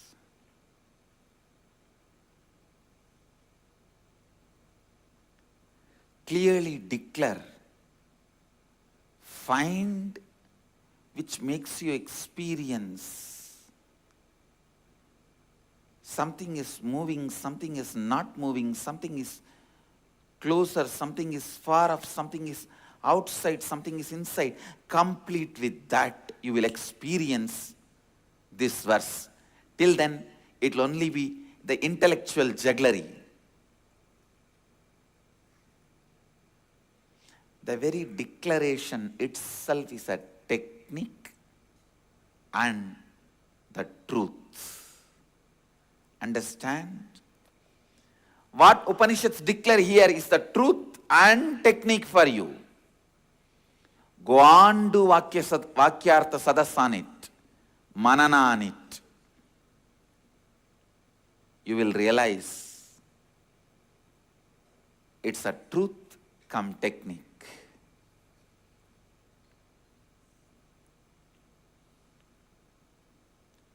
Yesterday I was sitting and spending some time with various manuscripts.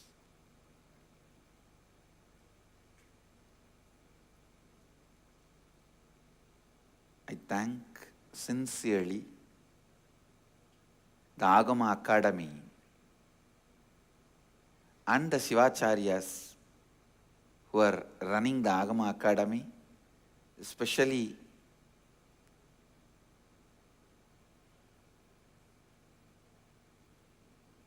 Ravi Vaidyanatha Shivacharya, Sriman Ravi Vaidyanatha Shivacharya, for his amazing contribution,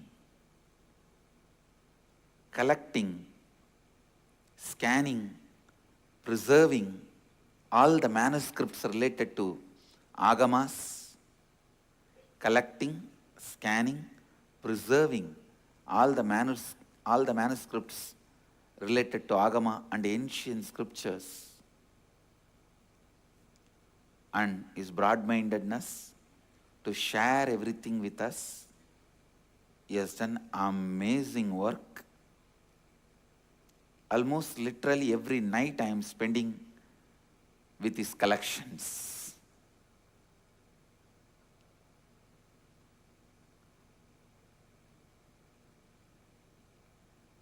They have done an unimaginable work, collecting almost 50,000 manuscripts, everything about Agama available. I was going through, I felt one leaf is enough. each leaf of that manuscript is the soft power nuclear bomb. Understand? You all know only hard power atomic bomb, which is used to control people with the fear. You show that bomb, if you don't listen, obey me, I'll throw this bomb on your country and destroy you. Surrender to me. That's a hard power atomic bomb. But each of these leaves, palm leaf in those manuscript, is the soft power atom bomb. You just throw that on one country. They are there ever under you with devotion and respect. Through devotion and respect, not out of fear, out of gratitude and surrender. Out of love, respect, surrender, gratitude. They are there forever. Because so much is contributed to their life. Each palm leaf, each manuscript, each leaf. God, what a detailed work Mahadeva has done.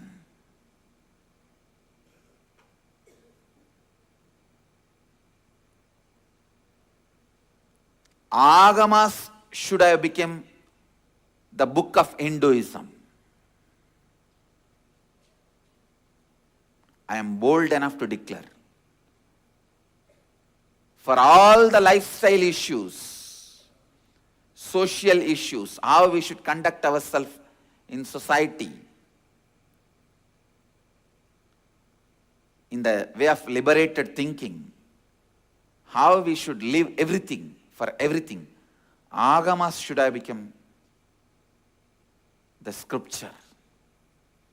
Because no other master has the courage to think or the clarity to think to this depth than Mahadeva. Mahadeva, unimaginable. People may raise the doubt, how do you know it is written by Mahadeva? How do you know that somebody else, how do you know whether it is written by Mahadeva at all or somebody else wrote and attributed to Mahadeva's name? Any brain which can think to this depth, to this clarity, with this understanding and the highest cognition, that person is already become Mahadeva. He has achieved Shiva consciousness. So, you don't have to worry whether it was written by the Mahadeva with 4 hands sitting under the banyan tree, with Uma by the side, with Chinmudra and Damaru and fire in the hand, or the Mahadeva who has happened as Tirumular, or the Mahadeva who has entered into some enlightened being, into some Rishi's system. From whichever consciousness, whichever brain, whichever minds Agamas came out, I know for 120% sure they already became Mahadeva. It's only from him these things can come out. God.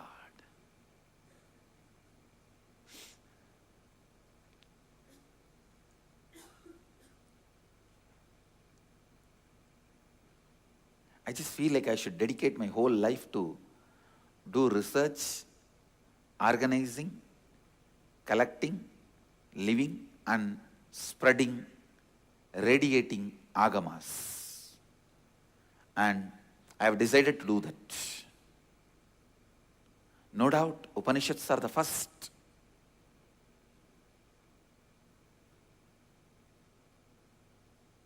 But Agamas are the minutest.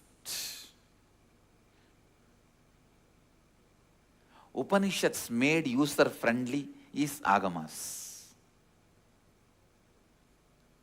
In next few days, you will continue to get the soft power nuclear bombs, the agamas.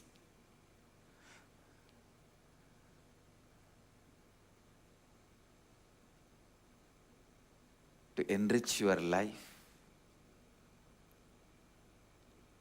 and realize what these Upanishads are telling. Whatever Upanishads declare, agamas makes it as lifestyle.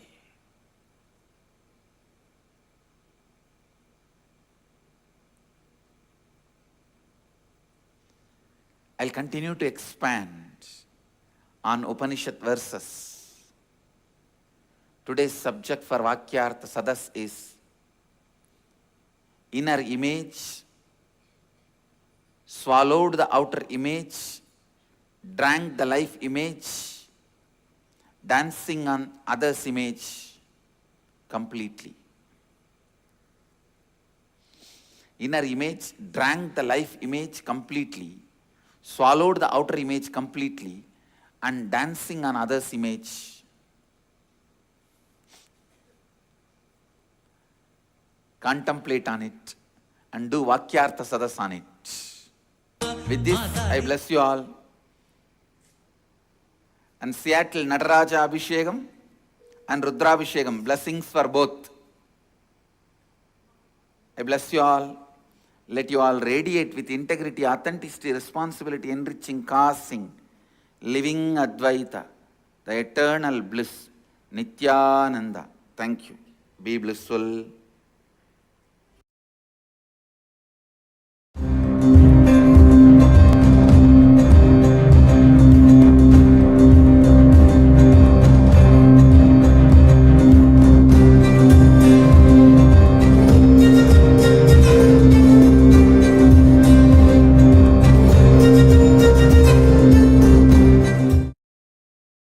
Nithyananda Dhyanapeetham, Nithyananda Nagar off Mysore Road, Bidadi, Bengaluru. Phone 08027279999.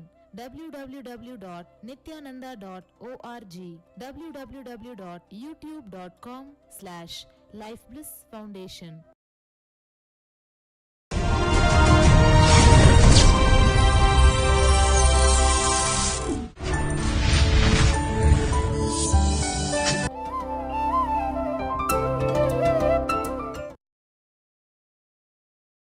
Nithyanandeshwara Samarambam Nithyanandeshwari Madhyamam Asmadacharya Parayantam Vande Guru Paramparam.